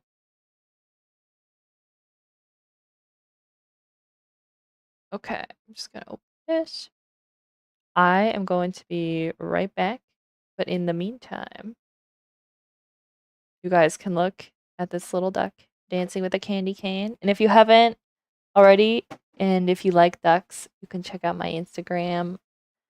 Or I need to put in, I have my Instagram up here on the screen, but I forgot I have a TikTok as well. And you can check me out there. I want to say it's at MSB Art. Like it is, I think it's the same for my Instagram. You can find me on TikTok as well. And you can check out my shorts. I do kind of like ASMR slash like drawing process videos of me drawing these little ducks. So if you're interested in cute little ducks and that kind of a thing, I encourage you to go take a look. But I will be right back, and you guys can look at this cute little duck until I return.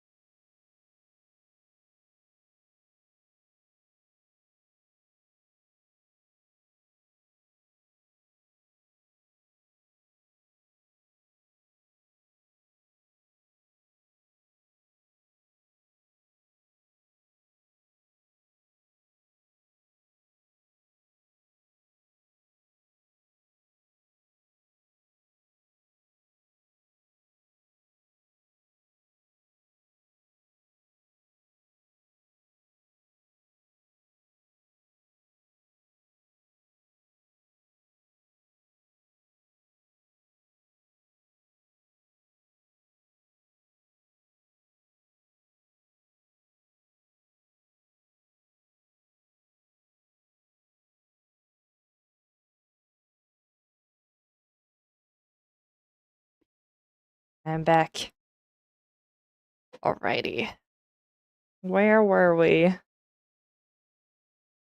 Just close this. Back to the children's book. Okay. It's not 100% like set in stone, but title of the book will be two different friends. So like the number two. I either want to do it like the number two and then, like two and too much. And then, different friends. Or I want to do it. I like any type of like plays on like wording and pronunciation. I think it's because I like learning languages and I always find it interesting when something has the same like pronunciation but two different meanings. So I haven't 100% decided on that.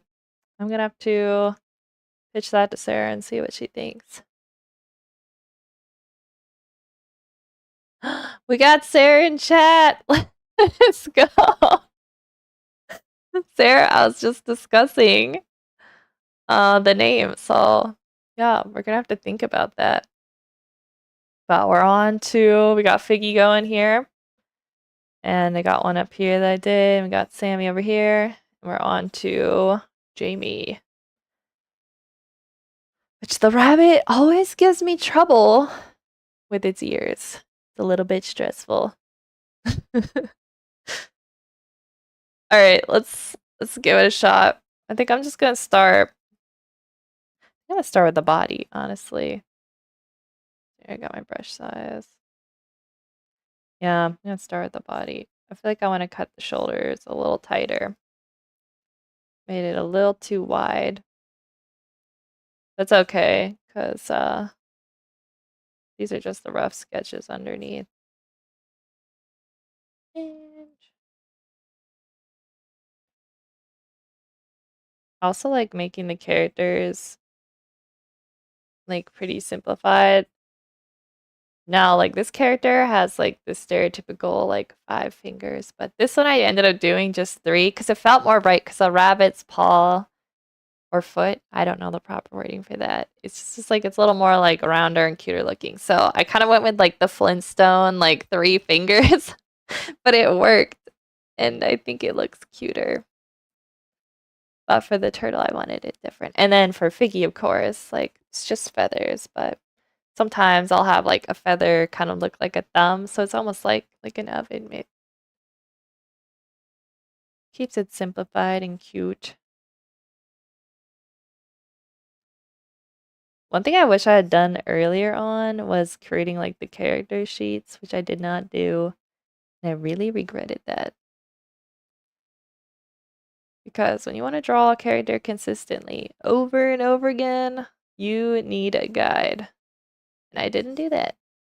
It's like I knew I needed one, or I should have one, but your girl didn't do it. So, but I did it eventually, and thank goodness I did. Because once you keep running into problems, you gotta find a solution at some point. Alright, it's not looking bad. We'll find out the truth when I flip it, though. Do the stomach.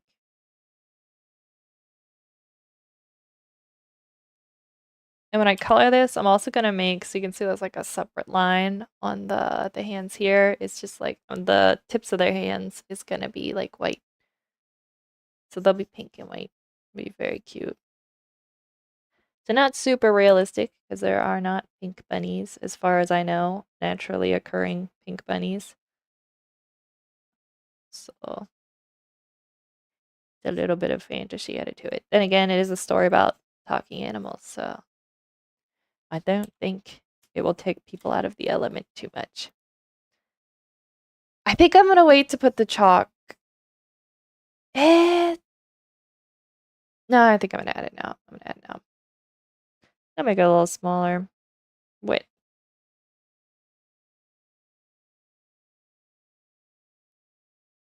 I always like playing with like sidewalk chalk, but it really does dry your hands out. It's like a hate love. Like, oh, this is so much fun. But it's also like the sensory thing where it's not always that pleasant. I think they make um like holders now that you can put them in so you don't have to be touching like the chalk. I could be wrong. I also feel like if I tried doing this now, I'd be like trying to overachieve and making a masterpiece. Or like when you're a kid, you just draw fun things. That's what happens when you pursue art. You can't do simple little doodles anymore. Because before you know it, you're trying to make a masterpiece. It's a word of warning. If you ever want to pursue art, just know you may never be the same. Oh, I think I need to fix the angle on this head. Just a little. Yeah. I'm just gonna follow that guide for the eyes because I didn't like it felt like the eyes were off. Now we got it fixed. There we go. And the nose. Let me just pull up the character sheet for Jamie.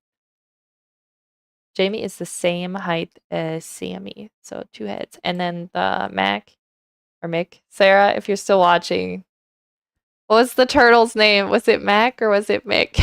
I have it written somewhere. He's not a main character, so I'm not gonna freak out if I can't remember it. At least I remember the main characters' names, but I cannot remember. So if you remember, uh, Mac sounds familiar. That's what I was thinking. That's what I was thinking. I kind of like Mac, so maybe if it wasn't, we can still go with it. Yeah, I think. All right, let's go with Mac. Yeah, the turtle's cute, but the turtle is hard to draw. I was gonna do like a super detailed shell, but I was like, why am I doing this to myself?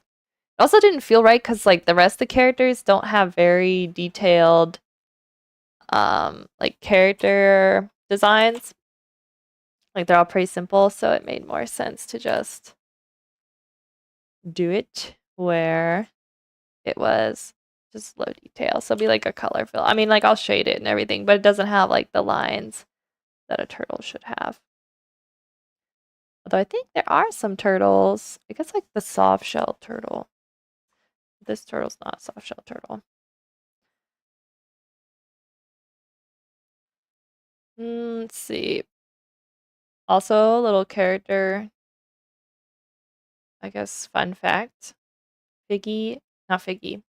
Jamie and Sammy also, when their head meets their body, I do not completely connect the line. It kind of like blends into the torso. Where with interesting as I kept like the birds the same, even though like Pudge over here is a little bit like more rounder of a design, I still made it where the like neckline connected. So it's kind of like a cohesiveness between the birds. All right, let's add this nose in. That's why I was pulling up the character sheet. I wanted to look at the nose. Okay, nose. We're cooking now. Photoshop, don't crash. It's already 11:30. Oh my gosh. At 12, I'm going to start working on the Reggie Origins animatic storyboards. That's how I say it. And so I'll have that to introduce you guys to. Those I've been very slowly working on. I like finished the first one pretty fast actually. And then I don't even know what happened. Life happened and I was not able to work on it for a while. But I was like really starting to feel like I missed storyboarding. So I was like, I have got to drag these back out and start working on them. Because I have like a whole, I think it's like 5-part, 6-part story arc. That's like the whole origin story of Reggie. Um, yeah, so I need to do that. And I'll explain more who Reggie is once I start doing it. But we gotta stay locked in on the book. I would really like to have the turtle and the rabbit done before noon. I have like one of Jamie's ear slightly bent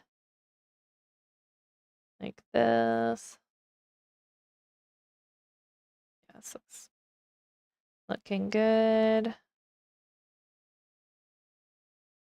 That's all right. Cooking like a chef. I'm a 5-star Michelin. Yeah, I think. Yeah, these ears always they're way too far to the right. That's what it is. Let me check my 8. Let's, yeah, that feels better. What I needed to do was study more when I did the turtle, you know, like the Disney animated Robin Hood, I actually used a lot of like inspiration from how they drew their turtles, like how they connect the neck into like the main body and how they drew the legs and all that. But I didn't do that as much with the rabbit, which I should have done. Lesson learned. That doesn't look bad. All right, let's add the eyes. Let's add those eyes in. Oh, actually, I'm gonna add the mouth. Smiley, very cute. Almost looks like a little mustache. It's okay. We're gonna put in the buck teeth. Very cute. I would also like to make.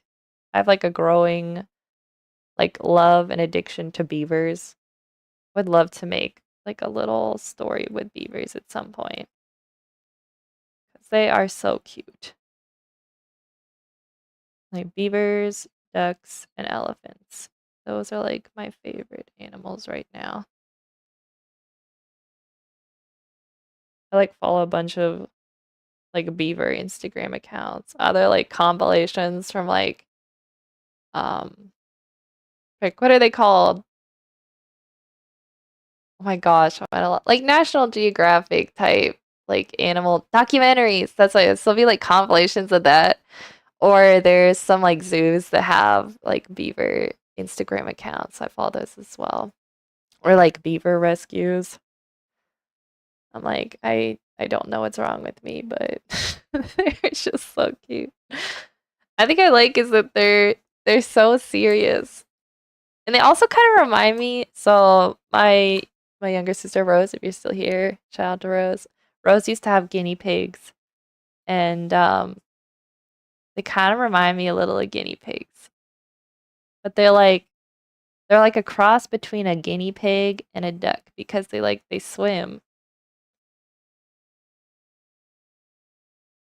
but they are a rodent. Yeah, I don't know why they're so cute to me. I'm like, I need to go to a zoo or something. Uh, although sometimes zoos are a little sad. Like I kind of understand why people don't really like zoos. But in some cases, it's like some of those animals are going extinct and the zoo's the only way they're protecting them. But for the other ones, I don't know, it's hard. That's a complicated topic.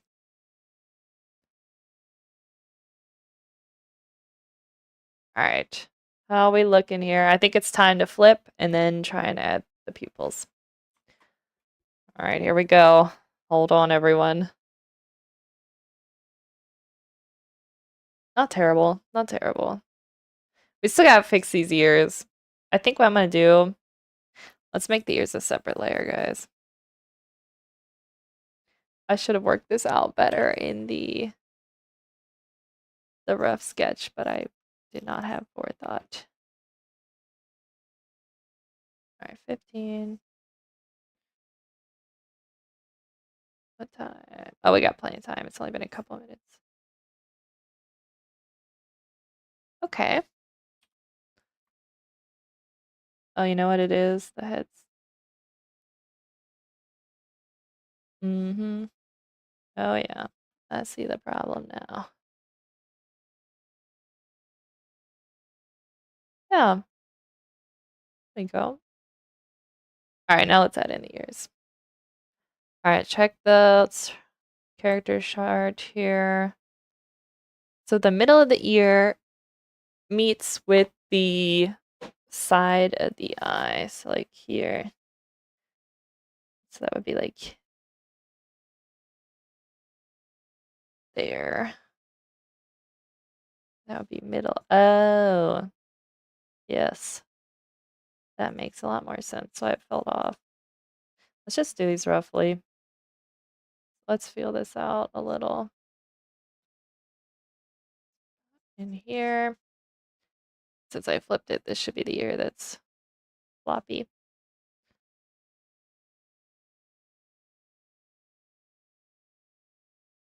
I wonder if I made the ear too thin. Or maybe it's too thick. Okay, if this arcs with the head. Yeah, it looks a little better.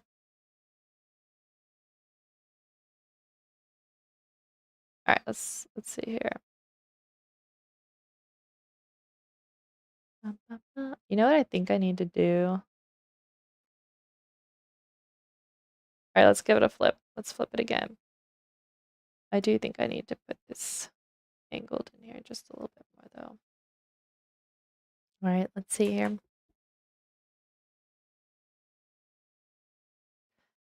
Mm-hmm. The head. The head is being a problem. Let me erase these eyebrows. Guys, I should be naming my layers, but I'm not doing it. Okay, we're just gonna draw this up here a little bit. Fix this side. Mm-hmm. Yeah. Okay, I actually think I'm fixing it now. Let me just get rid of the old sketch underneath, which I did name. Yeah, I like that better. Much better. Although I do think I'm going to still move them that way a little bit. Okay, let's do the ears. Let's do it.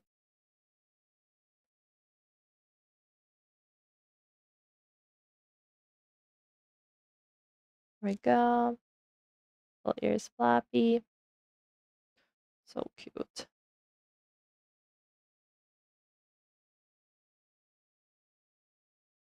Yeah, I low-key wanted a bunny a lot when I was very little. Like, I really, really wanted one. And then later, we ended up getting a bunny. And it was kind of like Rose's bunny, kind of my bunny, though, too. We kind of both took care of it. I was so allergic. Yeah. So I now found out that I cannot have a bunny, which is really sad. But I don't have like the time really to have a pet, so it works out. Like I want to make sure that if I ever have a pet, I can like dedicate enough time to it, so it's not bored or lonely. It needs to have a fulfilling life. You know what I feel like I should do? I kind of like it better when the ears have like, let me drag that down there. I kind of like it better when the ears, well, let's erase it out, see what it feels like. I think on this side, it should be like this. And then ears, ears, ears. What I'm gonna do is just draw a small line there. Yeah, I like that better. Alright, let's quick add the pupils because it's creepy. It's very creepy looking. I think I want to have Jamie kind of looking over at Mac. They're all having fun together. Yeah. Oh my gosh, I gotta stretch. Let's drink my cold tea. Yeah, I think it looks alright.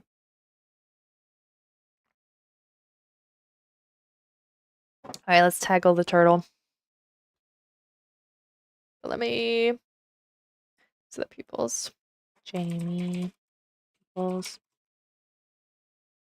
Let me quick merge these layers. Just gonna flip with the eyes.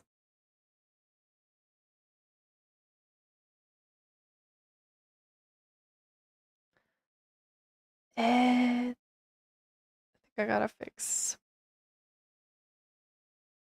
You know what? I'm just gonna redraw. I'm not gonna move it.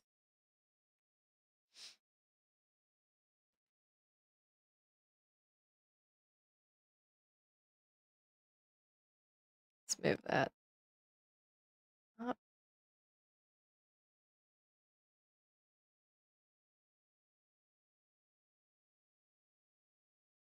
Okay.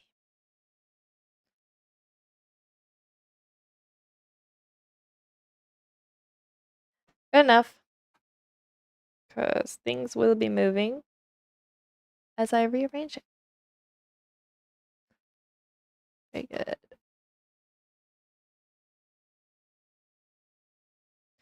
All right, here we go. The turtle. This is one of the harder ones to draw.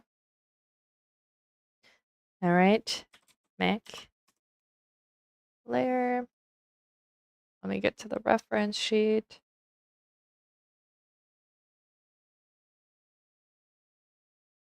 Tamak is like 3 heads tall, but not quite as round. Has like a narrower head than Figgy does. And pointier cheeks that kind of come almost down into a gentle triangle down here.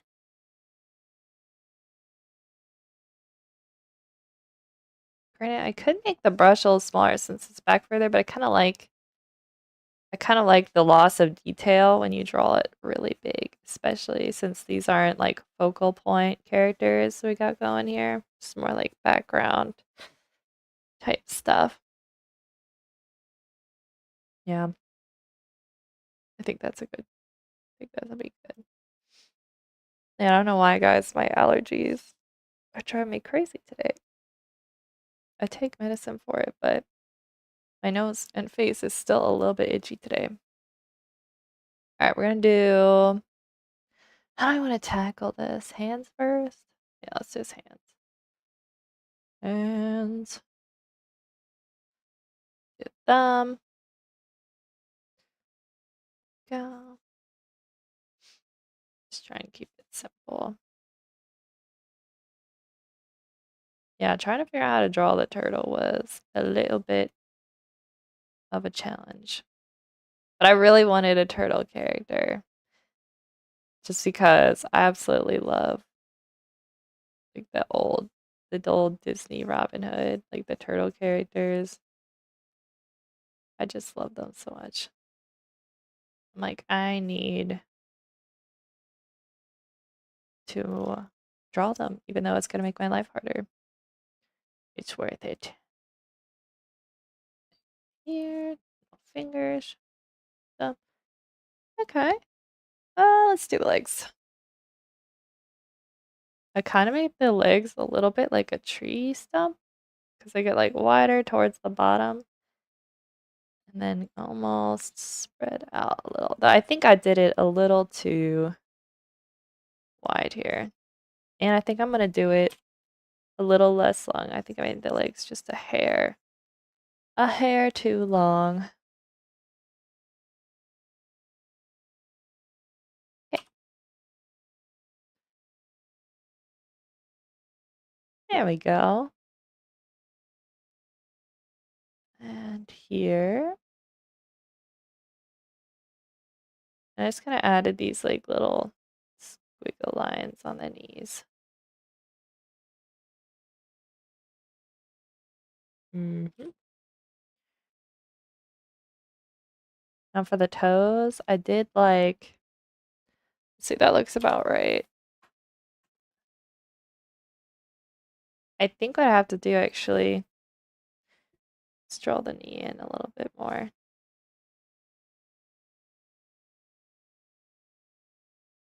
There we go.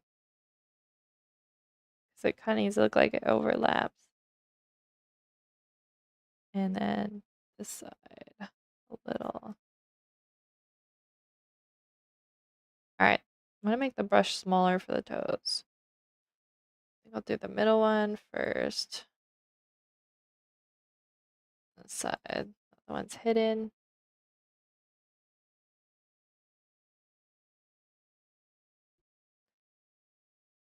I Actually, I don't know. I like again, it's one of those things where I actually haven't drawn these characters as much. Like I'll do warm-ups where I draw Piggy and Sammy all the time, but I realize I need to probably do some warm-up sketches where I just draw like the other side characters just to like get more familiar with how to draw them at different angles. But maybe I'll do that tomorrow. For warm-up, start with like doing all these guys. All right, shell time. Yep, little shell, so cute.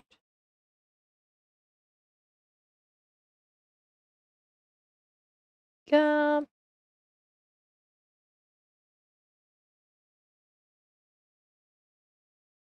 I think I keep leaning. I keep leaning out of camera. Oh my gosh. Can't sit one place. Yeah, that seems fine. Yeah, I do think I want to readjust where my camera's at some point. I just have to figure out how I can mount it so that you can see the tablet a little bit better. Kind of what I'm doing.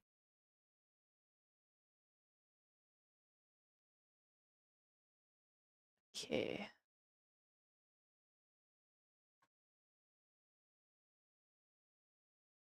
That's looking good. I mean, the true test is when I flip it, then the truth comes out on how I actually drew. Is that the correct size? Yes, it is. I also want to figure out how to like get music to stream. I have to figure out how to do that because I feel like I don't want to run Spotify the whole time. I also have to figure out like because I know there's like copyright you got to worry about. So I'm kind of wondering.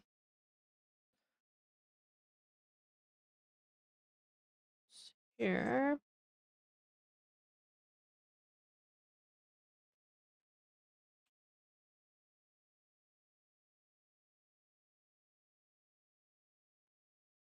Okay. The line went through here. Distance would be about like this.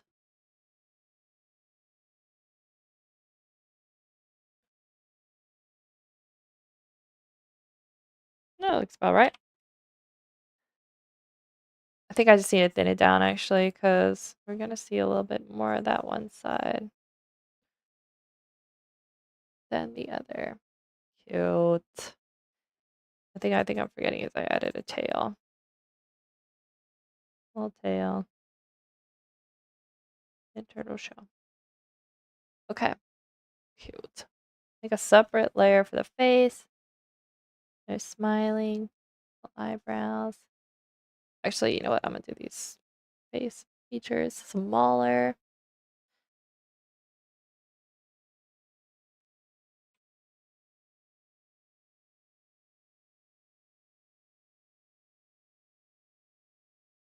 Shoot here. By like a 9. So cute. Turtle's hard to draw, but low key. One of my favorites. I could probably draw it. Sorry guys. I'm getting distracted. I could probably draw a whole book with it. At that point then I would get good at drawing. I would get good at drawing mech, that's for sure. I feel like a turtle also would be like if I want to make a book only about introverts, maybe the turtle. Because like turtles are probably stereotyped as introverts. But they could be very social. I could be wrong. Okay. We have 10 minutes. I could try. Actually, let's flip this first. I could try to do Pudge next. I'm fairly confident. Okay, it's only a little bit crooked. I could try drawing Pudge. Should be kind of fun to do.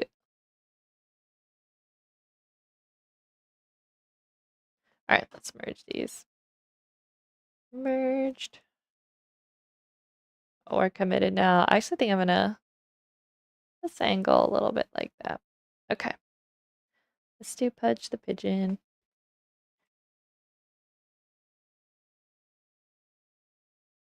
Let's see.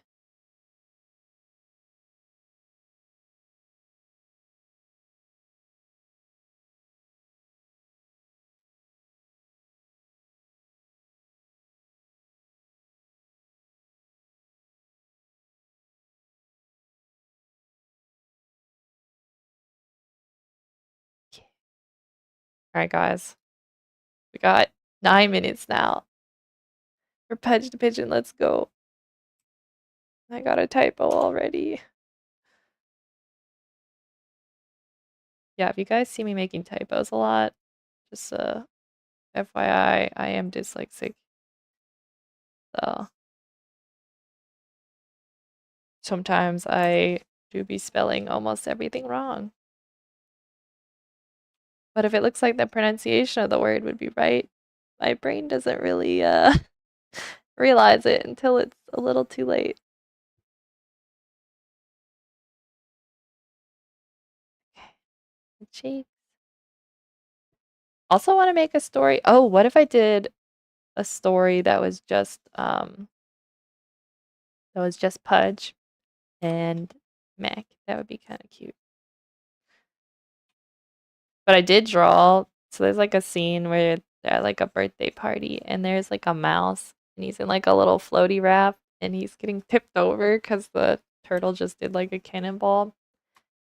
And I really liked the way the mouse looked. I was like, that would be a really cute character to draw. Like, I can't think of anyone else who's drawn a mouse before. What famous mouse characters are there? Like, okay. Now, Pudge has this little tuft of feathers on their head. There we go.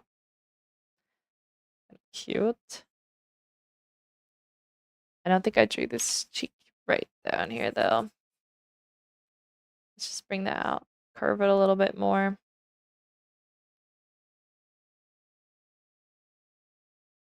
There we go. I'll just fix this one too. All right, let's draw. All right, we got time's ticking, guys. Can I do it? Can I do it on time? And so where like Figgy has, let me just close this quick. Figgy has like 4 feathers on their wings. Pudge has 3. Pudge is a little bit shorter. But here we're only seeing the 2. Pudge is also holding the box of chalk, which I want to make a separate layer. Oh, I want to make that smaller.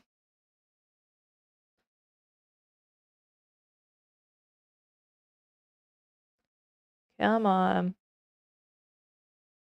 Can't draw a straight line for the life of me. Actually, I think I made the pointier. Yeah, I did.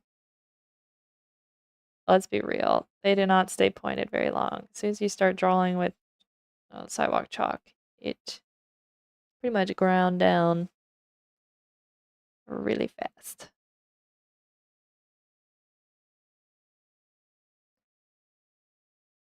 Can add more details later, but that should be good enough for now. I think actually, just imagine it's a box. Quick. I wanted it to be a little bit deeper. So you can see the edges. There we go. That looks good.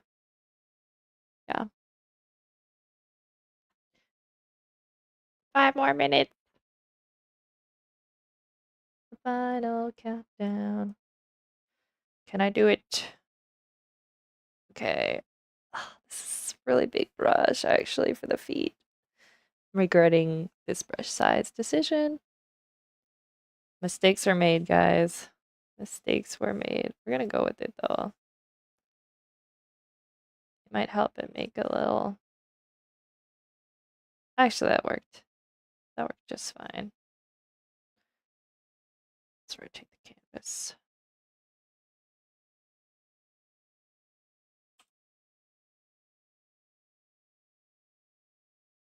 And here we go. The foot. I think that needs to be... No, it seems okay. Seems okay. Time's ticking. Pudge also has the same type of tail. It's just a little bit wider. So it's a bigger heart.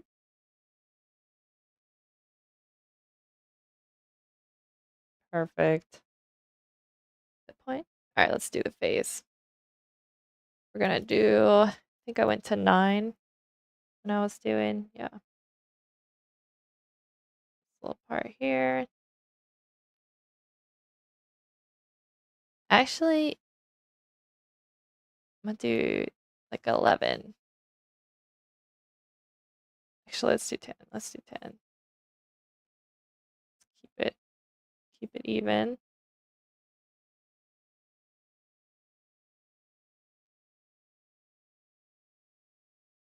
Yeah, that looks good. Cute. Yeah, I like Pudge.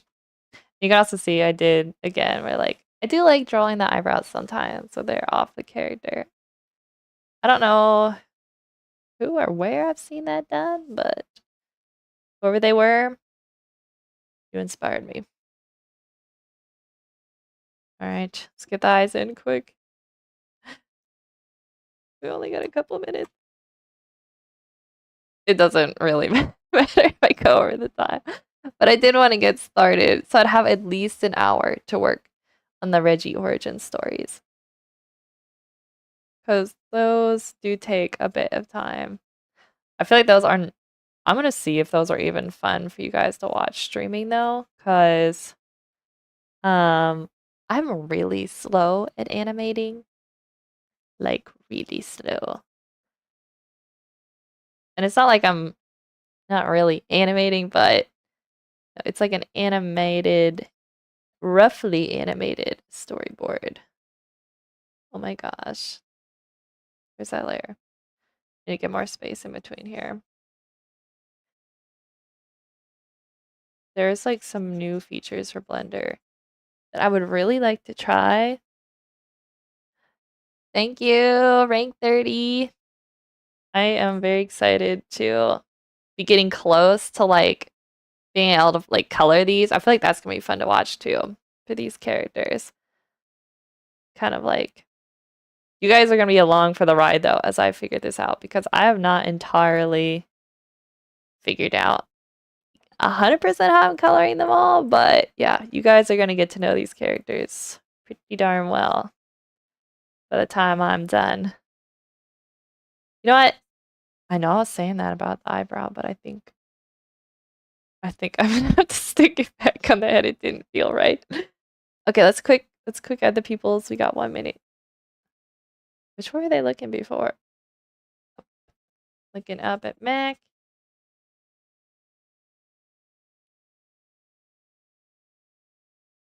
All right, that is good enough for now. So we almost did all these characters this morning. That's actually pretty darn good. Yeah, that's 5 characters. Pretty good time considering I'm not really used to... Let me write these down. Edge, pupils. Not used to drawing while people are watching, so not too bad. Not too shabby for my first time. Layers merged. Okay. Let me... You guys can look at these while I get Blender rolling. Ah, Blender. I have a love-hate relationship with Blender. When it's working, it's great. When it's not so great. So I'm actually doing, yeah, this is part 2 of dun, da, da, da. This is actually, it's working out fine. I have kind of like the scene cropped for Photoshop, and it actually, I gotta fix my camera again. It's actually working well enough. Yeah, so this last scene, it's just like we're following these feet up the ladder. Look at that animation skill, guys. I'm actually genuinely proud of this, even though it's bad. Like, it's... Alright, let me just make sure this is saved. Okay, cool. Alright, we're on to Blender. Let me give you a little tour of Reggie Origins Stories. Oh, thank you, Rez. I am trying my darndest. Here we go. Okay, so this is like the second half to the story. First story, like long story short. Oh, thank you, Rank 30. Long story short, like Reggie is the mascot to my brother who he streams on Twitch. He's a composer, and his mascot is like this little penguin plush. So I've made like emotes and like animated GIFs and stuff, and his like 2 album covers are Reggie. So I'm the Reggie artist for him. And for the origin stories, I kind of wanted to like make up a story of like who is Reggie, how did Reggie end up like being Joe's mascot, like where'd Reggie come from? So the first part of the story is like Reggie and he's out with his buddies and suddenly like he's just eating fish and chilling and this helicopter flies in and they're like they've never seen one before, so they're like just kind of like watching it. And then like a big net comes out and like scoops up the penguins and takes them away. And then so that's the first part. And so the second part, I think you guys are gonna like it. I really want to work more on this story. I really do. So this is where the second part comes in. And so we're getting like a POV type shot of Reggie waking up, and this is his 2 buddies that got captured with him. And so it blinks. Don't worry about that. I really don't know why. Um, there is, so I don't think I have the overlay on actually, guys. That's why that it didn't look right. It's like, it's gonna blink white. Don't worry about it.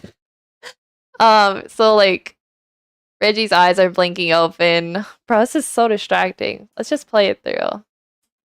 Actually, it's not working. All right, we're gonna do it this way. This is how we're gonna do it, guys. Let me zoom in closer here. Okay. So we get like Reggie's opening eyes. The penguin out there is like, bonk, bonk, trying to wake him up. It's like, Reggie, you dead, bud? His foot moved. So he's alive. They rush over. And then we cut to the next scene. Okay, like, guys, bear with me. I haven't opened this file in a second. How do I get to the next? Or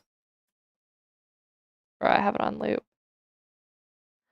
I have a hotkey that goes scene to scene, but I cannot remember what it is.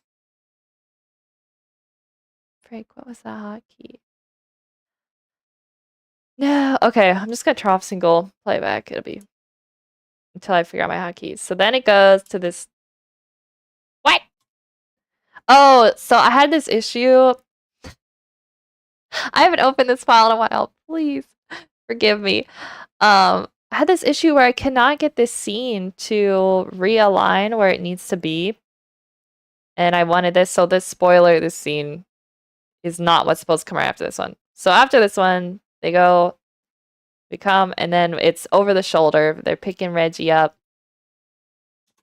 This scene took, bro, not this scene. Of course, it's being problematic today because I want to show you guys. So this scene took forever, but we see Reggie gets up. He's like, I'm alive. Sees his buddies. Yay! They're happy. Like, wait a minute. Where are we? Oh no. They appear to be in a box. They look up and they get me this lovely like pan out and over. It kind of looks like a warehouse, guys. Where could they be? Oh, who's this? We got someone with the ladder coming. Dun, dun, dun. Then we get the ladder shot. And then these are all rough, so bear with them. And so the scene back here, I'm very excited to animate these actually. I have after they climb up the ladder, after he comes, I think I was gonna have it play. I might not even keep it honestly. After they climb up like this, it would cut to kind of like this, and I would have sounds of like the thumping on the ladder and the like the scene shaking here. And then it would cut to this one. Let's play it through. Granted, these are not timed out perfect. No! Reggie's the only one left. So Reggie's all sad. We get this nice like pull out. Feels very isolated. Then it goes black. We got Reggie here. Pulls out in the corner. Very distraught. Uh-oh, we got a hand reaching in. It's like, don't starve. No! And then that's where it's gonna cut. And so then it'll go into the third part. So I'm cutting these all down so they'll be like you can watch them as like reels, shorts, or TikToks, whatever you want to call them. And so they'll be in 3 parts. And then I'm having Joe, Lord willing, he has time. He's kind enough to do it. I would love to have him like orchestrate music for each piece. And then when they're all done, I'm gonna stitch them all together into like a long format, like YouTube video you can watch as well. So we have got to remember our hotkeys. Nope, that's not it. I had a hotkey. Guys, I gotta pull up my tablet. Yeah, but I'm very excited to work on this some more. Only thing, it should be these 2 hotkeys down here. I don't know why they're giving me trouble. Change frame. What's a hotkey for it? Alt plus arrow over.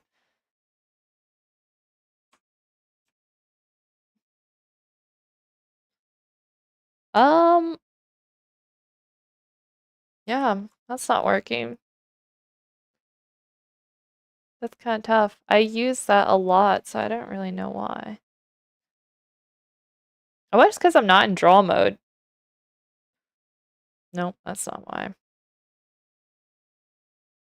Yeah, but the first version I drew, like the first part of this story, is actually a very different kind of like art style. I went all out, like color fills. I think I even did a little shading. And I was like, it took me forever. And I was like, I'm not an animator. Why am I trying to be one?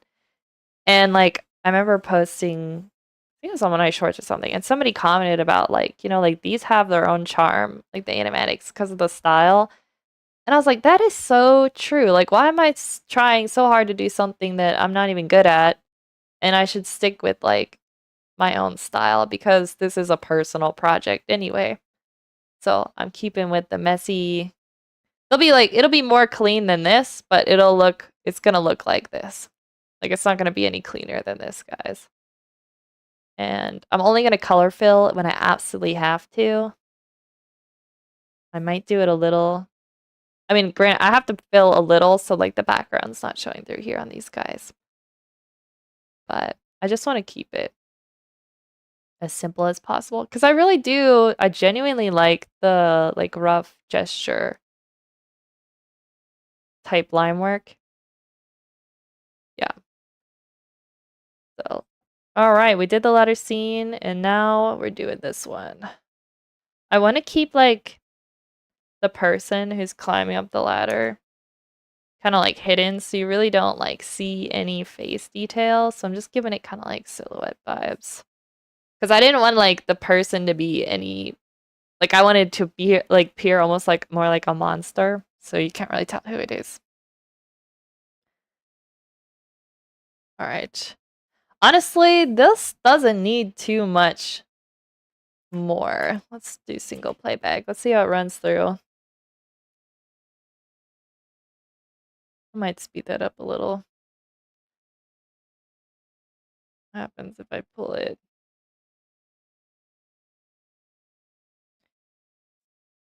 Like this. Yeah, I like that. I feel like this is what might not be that fun to watch me streams because a lot of it's just me. It's almost like cutting video footage. Like nobody wants to watch anyone do that. Unless I guess you're highly specifically interested in that field, which some of you might be, so we're just gonna go with that. All right. So then what I do is I'm just gonna lower the opacity on that. Honestly, I think I'm just gonna keep the boxes and everything how I have it now. Like the background's fine. Like, I'm not gonna overthink it. And these scenes play by so quick. Yeah. Let's just clean up these roughs a little bit. So I'm just gonna make a new layer. What do I want to name it? Let's name it Monster, because that's what the penguins think it is.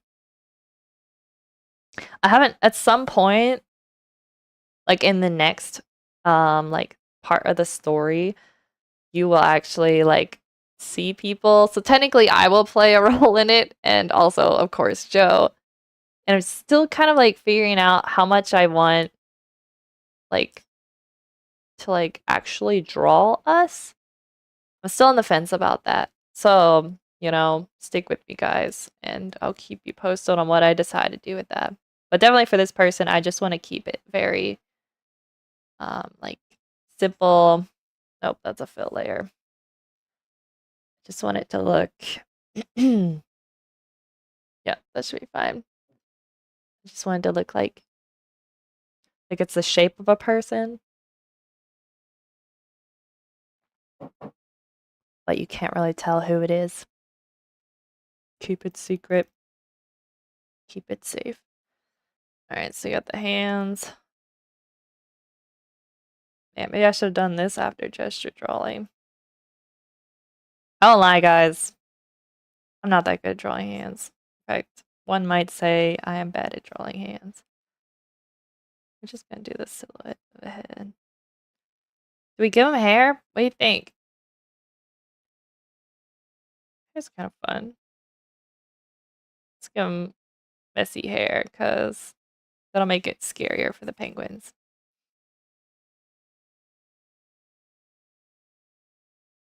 I kind of like that. Alright. I think I'm gonna turn on, yeah, let's turn on onion skinning. There should be a way for me to change the opacity of onion skins. Also, if you're wondering why my blender looks like this is an add-on. It is called, what was it called? I can't remember what this add-on was called. If I remember, I'm going to tell you guys because it is literally amazing. It's the best add-on. I think it was only like 50 USD, and it has literally changed my life. It has such amazing storyboarding like features. And it also has, so it has like a 2D drawing mode, and it also has like a 3D in the sense where you have like a camera rig and it has like a track, and there's so many like pre-built features for like trucking in and out, like track position and like camera roll, focal length, all that you can adjust right here so much quicker. And also has camera shake options, and you can like keyframe all of these, which is literally amazing. Yeah. And then you can add like this rule of thirds, oh my gosh, words over the frame, which I always have turned on because it really helps me stay on track. So if I can just remember what it's called, I should just look it up now because I really, if any of you are using Blender for storyboarding, I really want you guys to support the guy who made this because it is so good. Also, another fun feature I'd love to try at some point, like on stream, or think I have to figure it out first, if I'm being honest. Let's see. I think it was fun.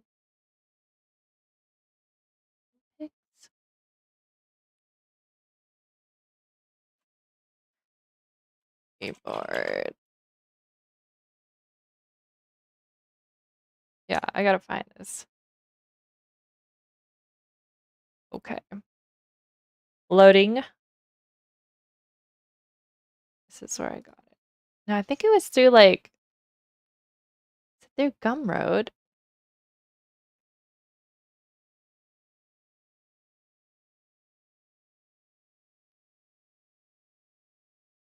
I'm trying to find this for you guys, but I'm struggling.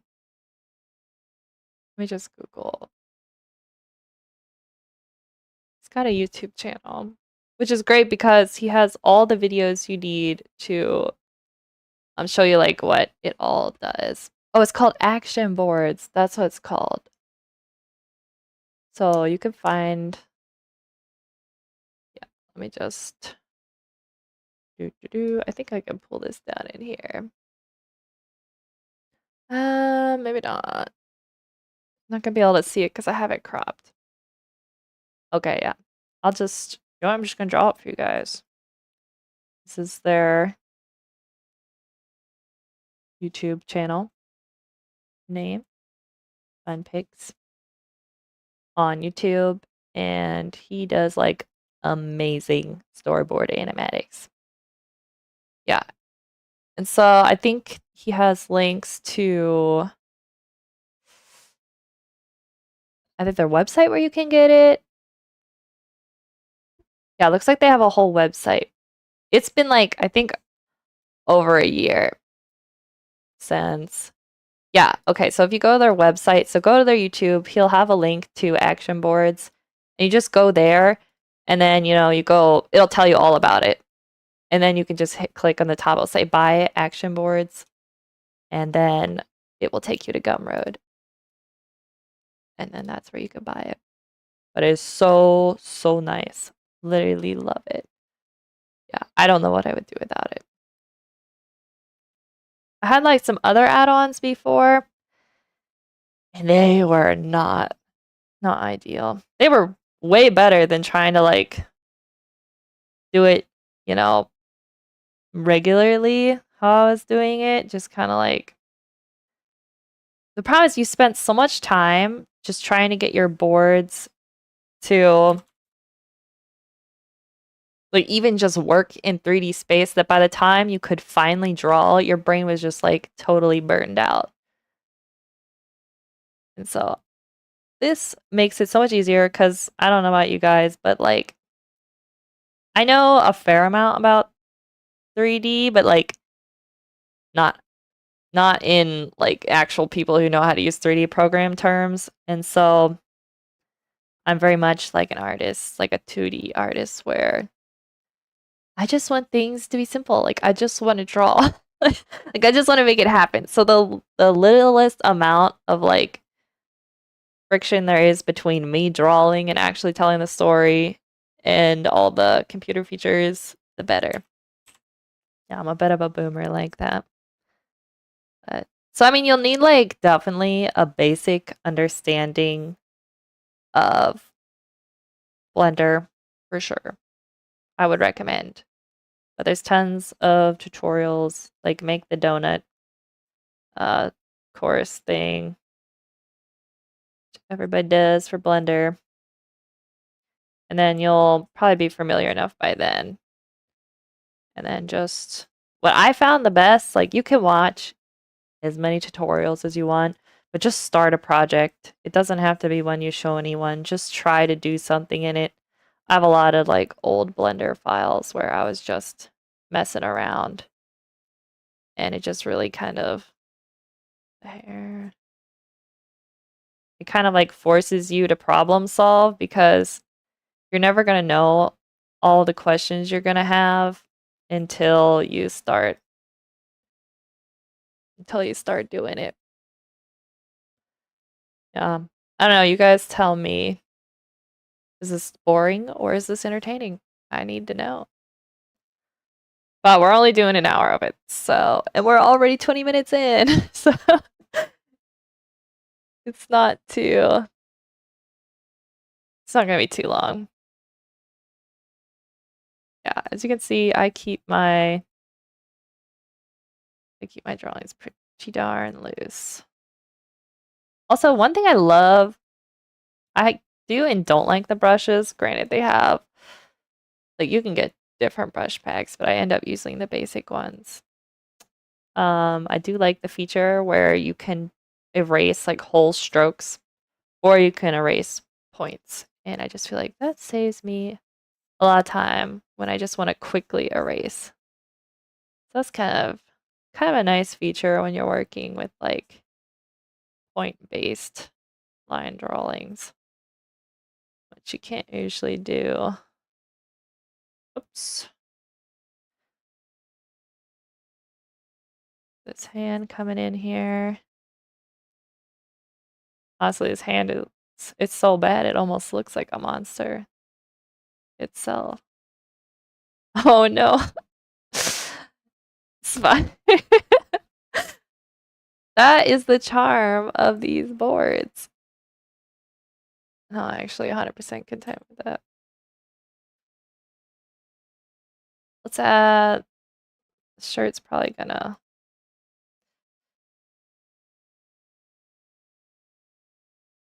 it is actually really nice having another screen showing my screen share because now I can just quickly like look up and you get kind of a different perspective. Yeah, that seems good. Let's just add in the waist down here. All right, now we're gonna,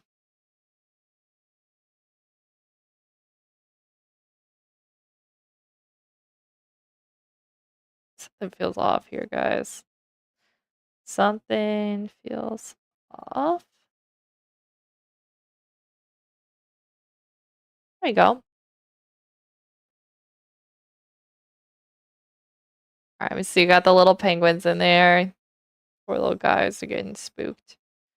All right, let's add, I'm gonna do a separate layer. The penguins we're gonna get rid of. Actually, gotta keep that on. Penguins. I don't know why, but I always try to spell penguin with a Q. Maybe that is right. I don't know. You guys let me know. How do you spell penguin? I did it with a G this time. Some words are very elusive to me. Like, I have no idea. I'm keeping these guys really simple down in here. I actually have a character sheet I made as well for Reggie, finally, which I should have really done in the beginning. Oh, this one's a little too chunky. Yeah. That's looking good. Alright, so I'm just gonna drag them back. Yeah, but you can see down here in this bar, I have all my keyframes, and on the far left, you can see the name of the layers. And so at the top, these keyframes up here is just like shows all of them. And then these are like the actual separate ones. So it's very easy to just quickly like look and see what you're doing. And then again, like this is all adjustable, but I usually keep it pretty small because I like my drawing surface to be the biggest. Okay. So I want their heads to come up a little as they're looking. I'm always getting messages. Oh, it's there. Thank you, Sarah. Okay. Yeah, let's have them look up a little bit.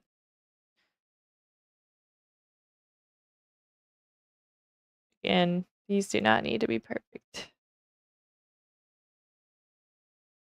I keep saying that because I'm telling myself that. If you guys haven't picked up on it, I am a recovering perfectionist.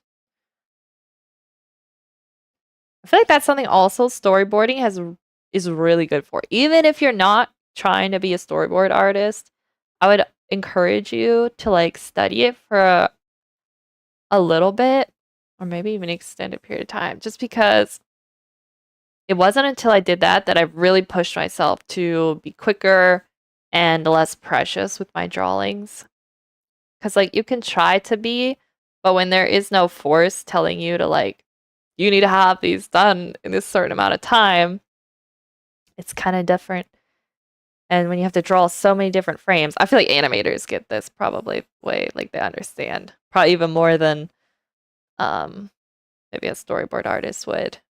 But yeah, definitely learning to care less about perfect and care more about like making sure that the expression and story is conveyed through the poses, which you can really do with some very loose drawings. And then they scatter. Blah. Penguins are also really nice to draw because they're really just, they're little blobs. They're kind of like a round head, and then again, like kind of like how I was drawing the torso on Sammy and Figgy, but a little bit more round, but it's kind of just like a sack of potatoes. The wings. Let's do here. And I don't know about you guys, but it is coming up to lunchtime and I am hungry. Okay, let's hide these roughs. Put this back. Blah. Yeah, that's good. Don't mind my sound effects. This is just how I work. Cute. All right, I wish my hotkeys were working. I don't know why they're not working. I'm gonna try and figure that out later. But until then. Okay, you guys see this pose here? I need someone in the comments to tell me. I mean, not the comments, the chat. They recognize this pose because I felt pretty proud of including it in. I think if you're up on meme culture, you're gonna recognize this pose. It's a pretty common format for some memes. I genuinely absolutely love it. It's like it doesn't even last that long. Like it's a pretty quick frame, but it's like my little, I like adding little poses like that. See if people can spot it. Can I say I was inspired by memes? True inspiration. Yeah, a lot of people collect pretty profound art on their Pinterest, and while I do collect a lot of art that inspires me, I have a giant, like a meme collection, and low key, I'm very proud of it. It inspired this scene. All right, I think who do I want to draw first? Should I do the penguins first? Should I do the person first? I think I'll do the penguins, and then if the hand needs re-guided, I shall do that. Uh, let me check this. I'm gonna just do all the penguins on one layer, which I might regret. Penguins. Okay. Let's start with, we'll work left to right. Oops.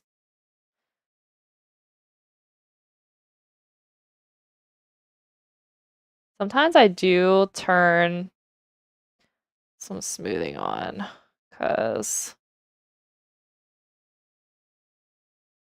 I don't know. I think I need to turn it up a little bit more.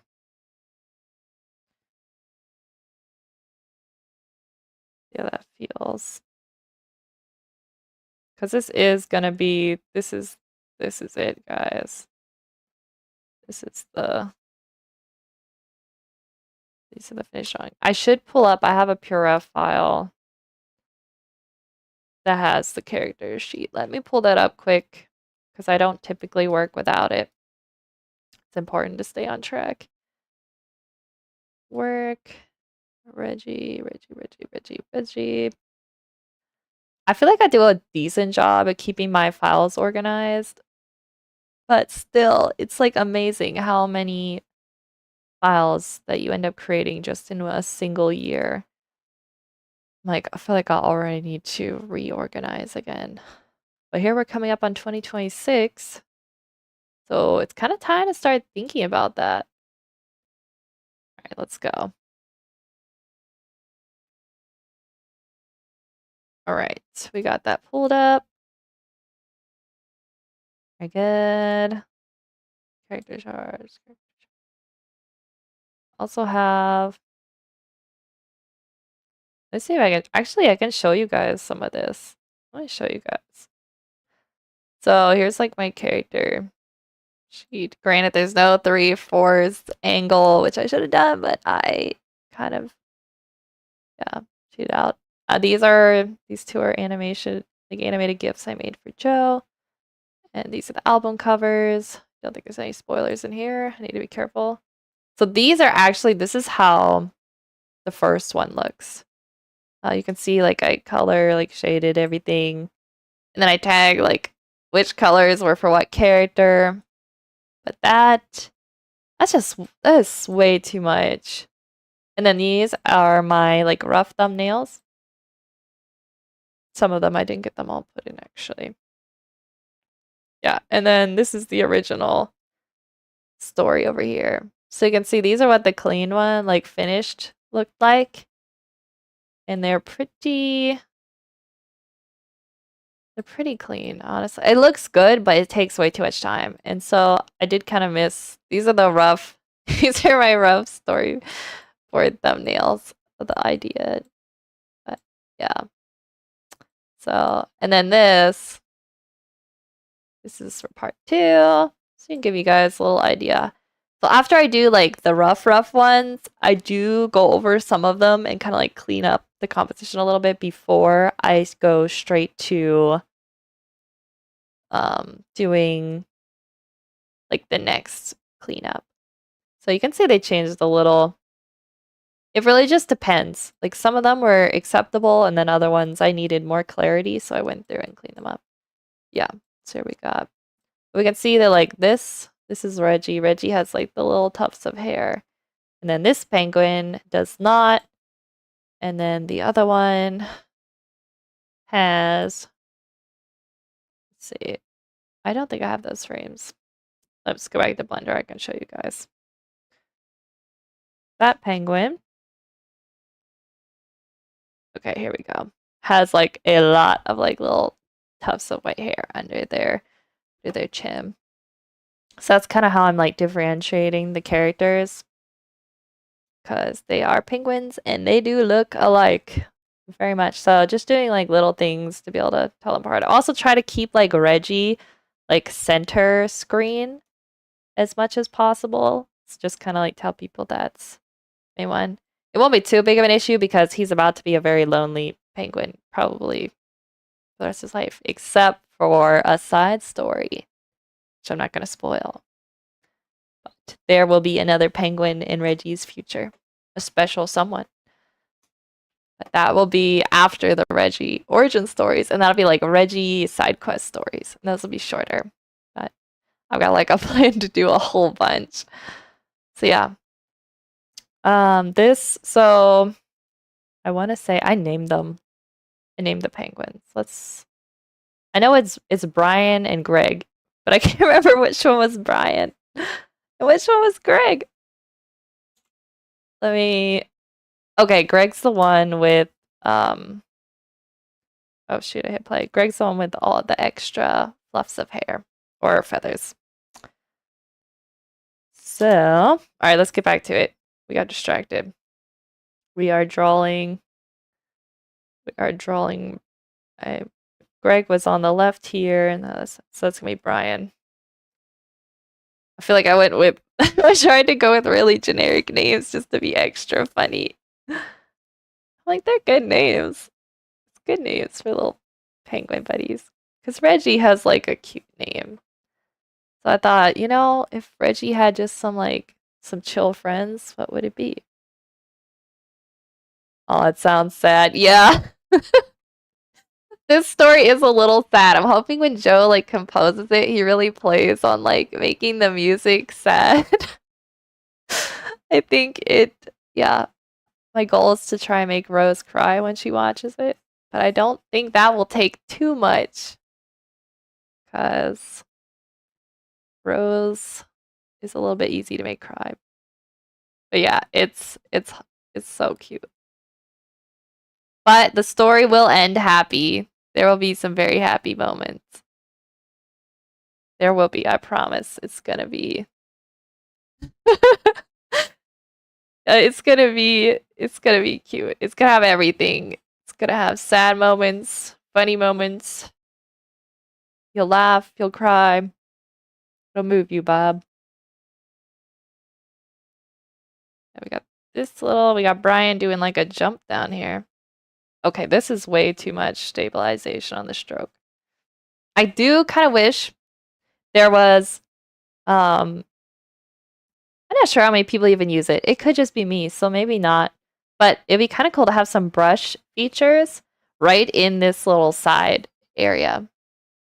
Are you looking forward to it? No, I am too, actually, and I'm responsible for making it happen.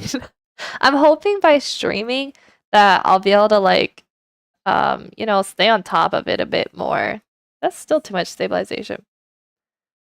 Yeah, just kind of like motivate me to keep doing it because I don't love animating the like animated storyboards, but I absolutely love watching them and like watching the playback.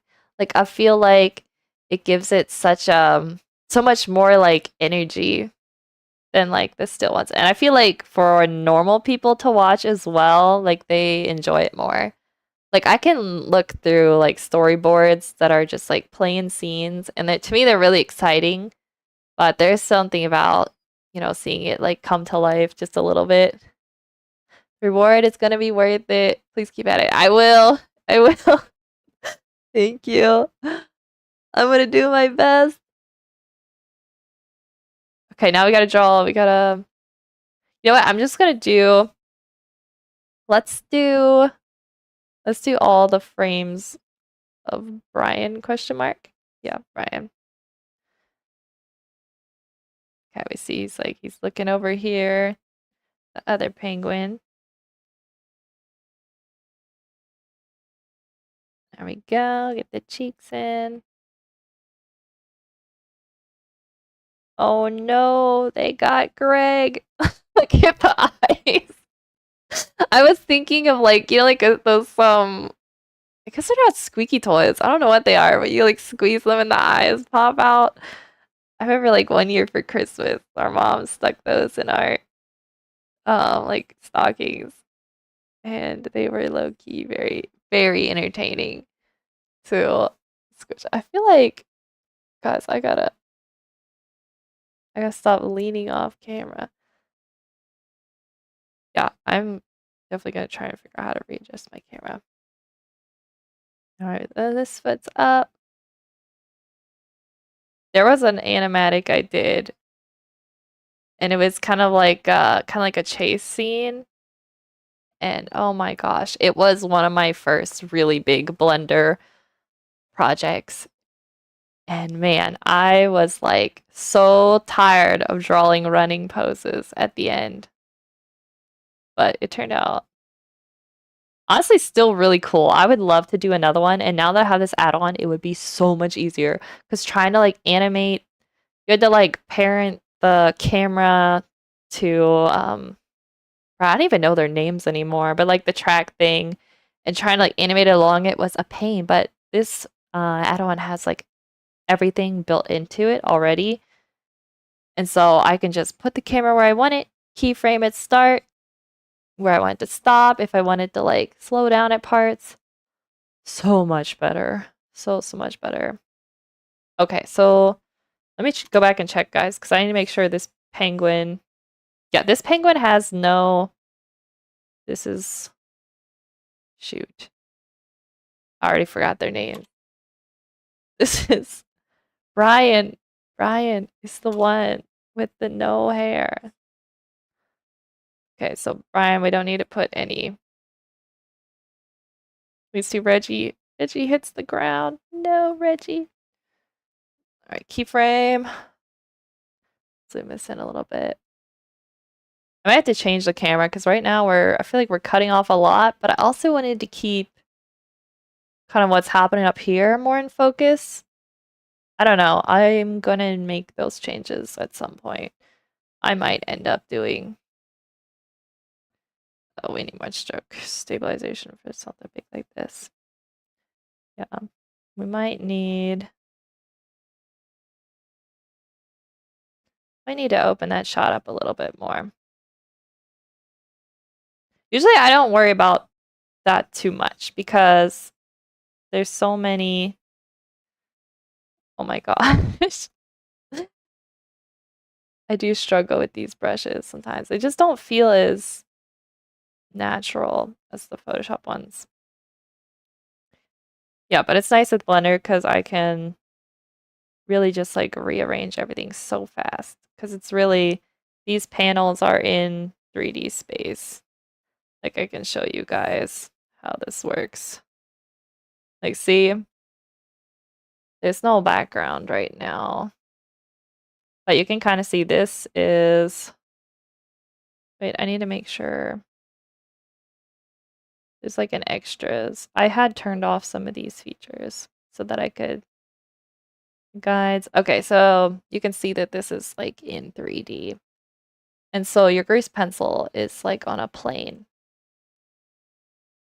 So when I did like my chase scenes, I had like the plane moving through 3D space. So I had like 3D buildings that I had made just out of like cubes and stuff. And then, you can animate, like keyframe animate your like the flat like space that the drawing moves on. And then you can also have like your drawings change within that animation. So that's kind of how I did it.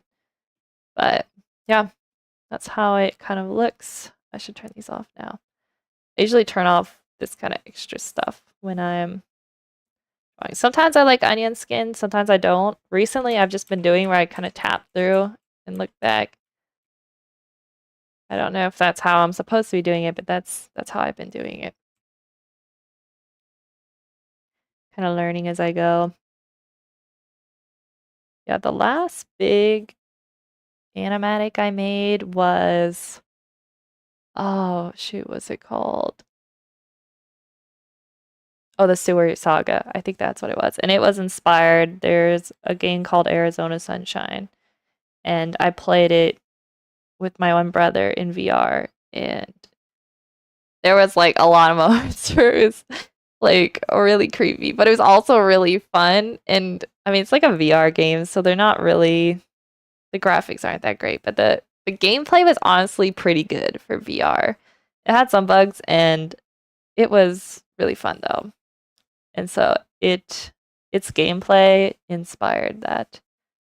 It was definitely inspired by it. Also like I love that you have like a dog and you can like throw stuff for it. It was kind of fun.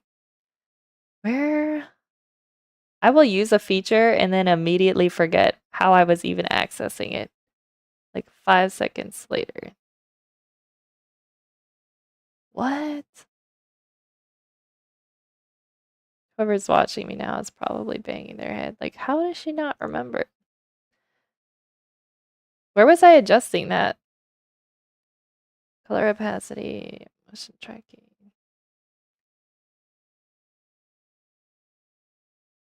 Yeah.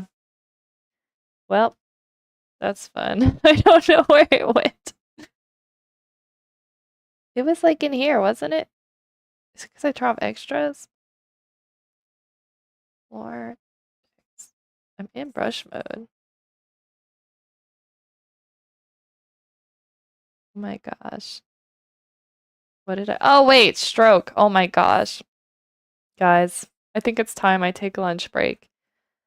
You can tell at this point I'm starting to. I just wanted to change it so I could draw the pupils in the eyes. Can I make this 0? Yes, I can. It seems like it's still doing it though. That's kind of interesting. All right, new keyframe. Here we go. It is 12:45. At 1, I will be taking lunch break. And then I will obviously be ending stream then because I have to work on some other projects that I cannot stream because they are client projects. But tomorrow, I'm thinking tomorrow and Friday, I'm probably gonna stream again. Because Wednesday, Thursday, and Friday, I always work on the children's book in the morning as well as I'm trying to do these whenever I have time. So, you guys are interested. It is kind of hard because I realize anyone in my time zone is going to be probably working during those days because it's the work week. But so maybe, I can find some people who are in different time zones. It might work better for them to watch. Yeah. Brian. This one is Brian, Emma. Don't forget. I'm going to turn off onion skinning.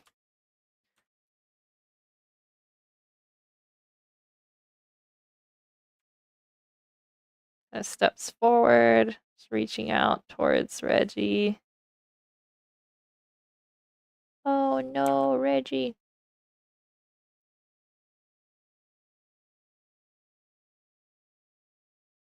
I wonder if I should have added another frame in there. We're gonna go with what it's at now, and I feel like if it needs another one, I'll just, like, in between here. I don't want to overframe it because sometimes it gets a little distracting.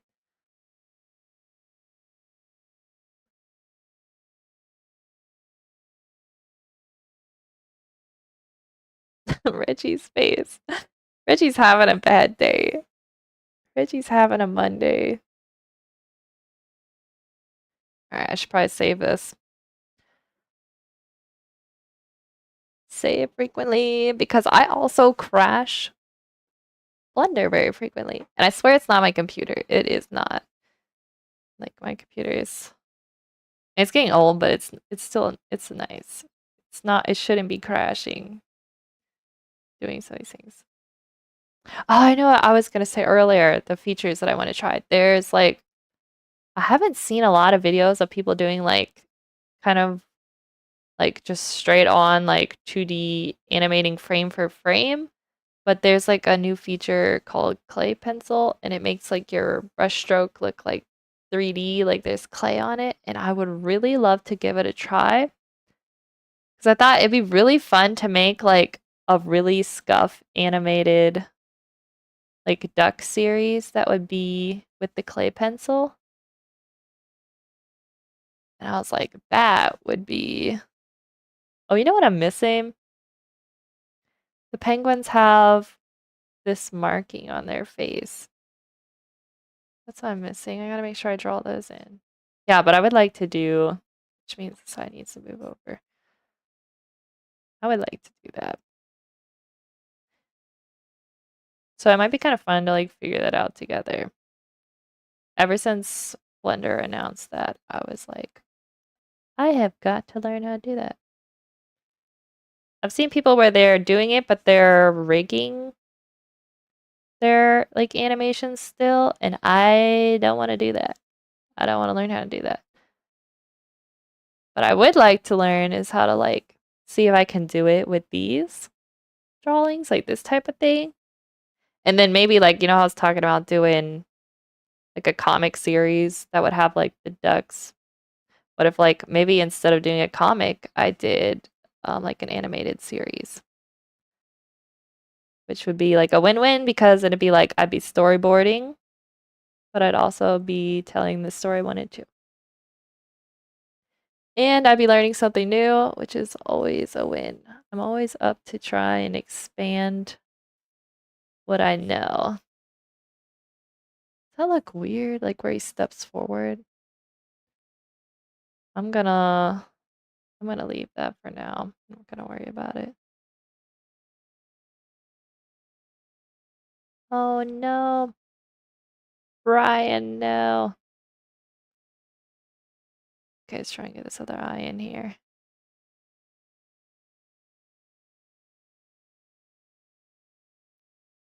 There we go.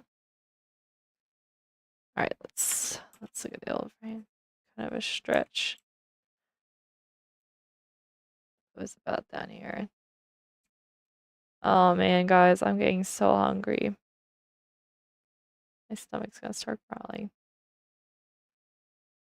Animating's hard work. This feels right. Also with doing these, it was a bit of a stretch because I'd actually gotten really accustomed to drawing people, which I never thought I would say, because there was a time where drawing people was not fun. I wouldn't say like it still has its like as you could tell, like look at this. I'm not that great at hands.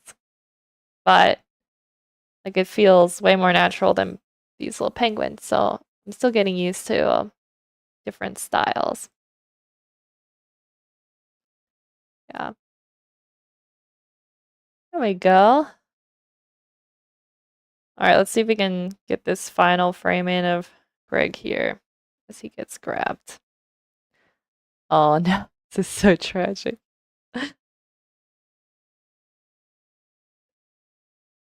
Okay. So we got this was bending my brain, everyone, when I had to try and draw this hand coming in and grabbing. Yeah, that bended my brain. Honestly, it still bends my brain. So we got Reggie. Greg, no.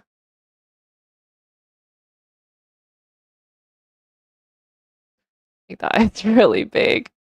Because he is terrified for his little life. Maybe in one of the side quests, I could make a story where, like, Reggie tries to find out where Greg and Brian ended up. Because I don't know if you guys have picked up, but this is not officially, but low-key like an Amazon warehouse. And so this is where the penguins got kidnapped too. Okay, how should I make? I should make the foot like this.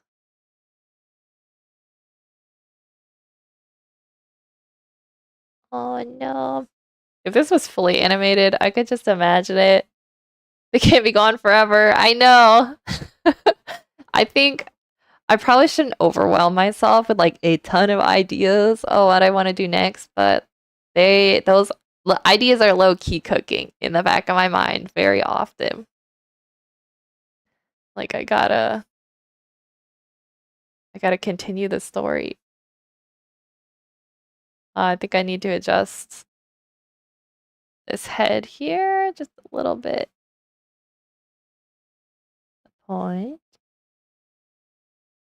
Go. And down like that.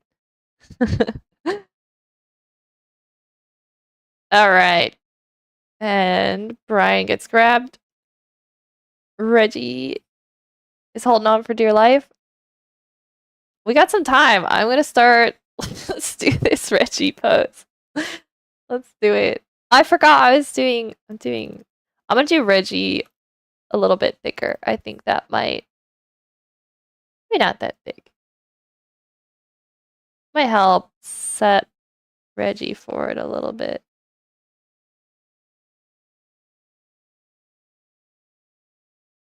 Oh my gosh. This is like 1 hour of Emma trying to draw relatively perfect semicircles. That works. There's also a sculpt mode in Blender, and you can sometimes, maybe somebody in the chat can tell me, but sometimes, like now it's working, but there are times, and I don't know why, and I have not been able to figure it out, but you can't use like the smudgy pull tool here, whatever it's called. It just randomly does not work. But like maybe the swirl one will work or like the one that thickens the radius, but it will be like one of the features aren't working and I can never figure out why. Like I know there's a reason. So somebody please tell me. So next time it breaks, I don't just give up.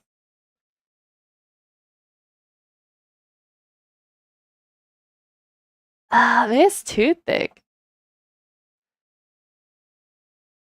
Let's pull out the cheek here a little. Yeah, this though, like look how handy this is.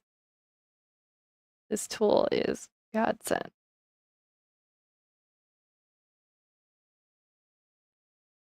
Because I am not drawing these that perfectly. Okay, that's kind of cute. That's kind of cute. We gotta get enough room. Just gotta shrink this down just a little for this part.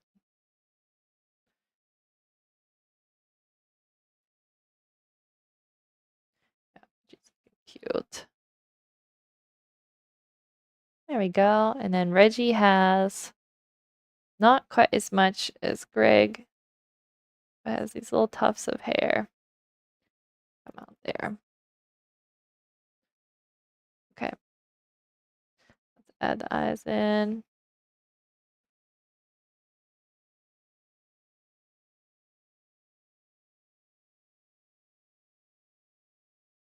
Is that working? I think I need to make sure this one's a thinner stroke so we can.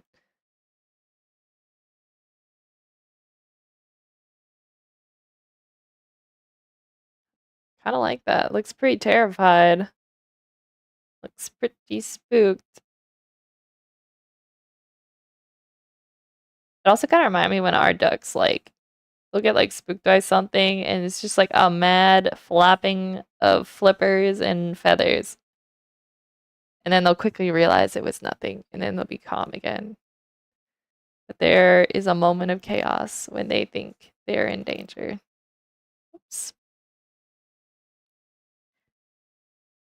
It kind of inspired this scene.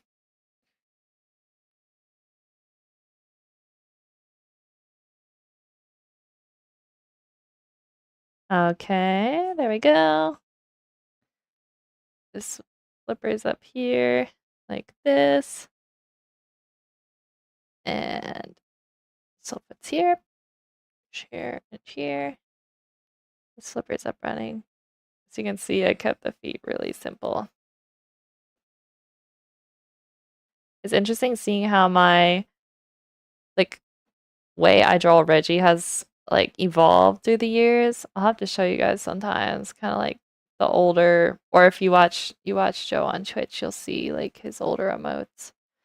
I really should update for him because I know everyone loves using the Reggie emotes. All right, guys, we got a lot of work done this morning. It's 2 minutes until 1, and I am starving. But I feel like we got a lot done. I hope you guys kind of enjoyed, watching me work and getting to know the book characters as well as the Reggie Origin characters.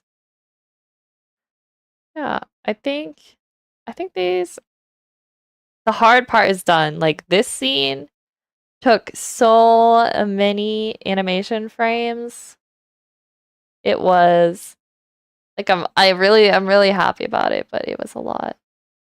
Yeah. At some point, I could probably show you guys some of my other boards and how I made them and just kind of my process, which might be interesting to anyone who's trying to learn how to use Blender for storyboarding. Like, I don't have, like, I have a lot of experience in the program. I'm not the world's best storyboarder, but I know how to use the program. So if you have the skill, but you're just looking to learn how to use the program better, I might be able to give you guys a little bit of help because it really is. Blender is a really amazing once you learn how to use it. But it is terrifying to start. I'm not gonna lie. But it's free, which is amazing Because I know a lot of the other 2D like storyboard animation programs are really great and they even have like 3D functions, but it's expensive. So, yeah, if you're a brokey like me, Blender, it's going to cost you in brain power, but once you learn it, you'll be really proud of yourself. And they can turn out pretty darn good.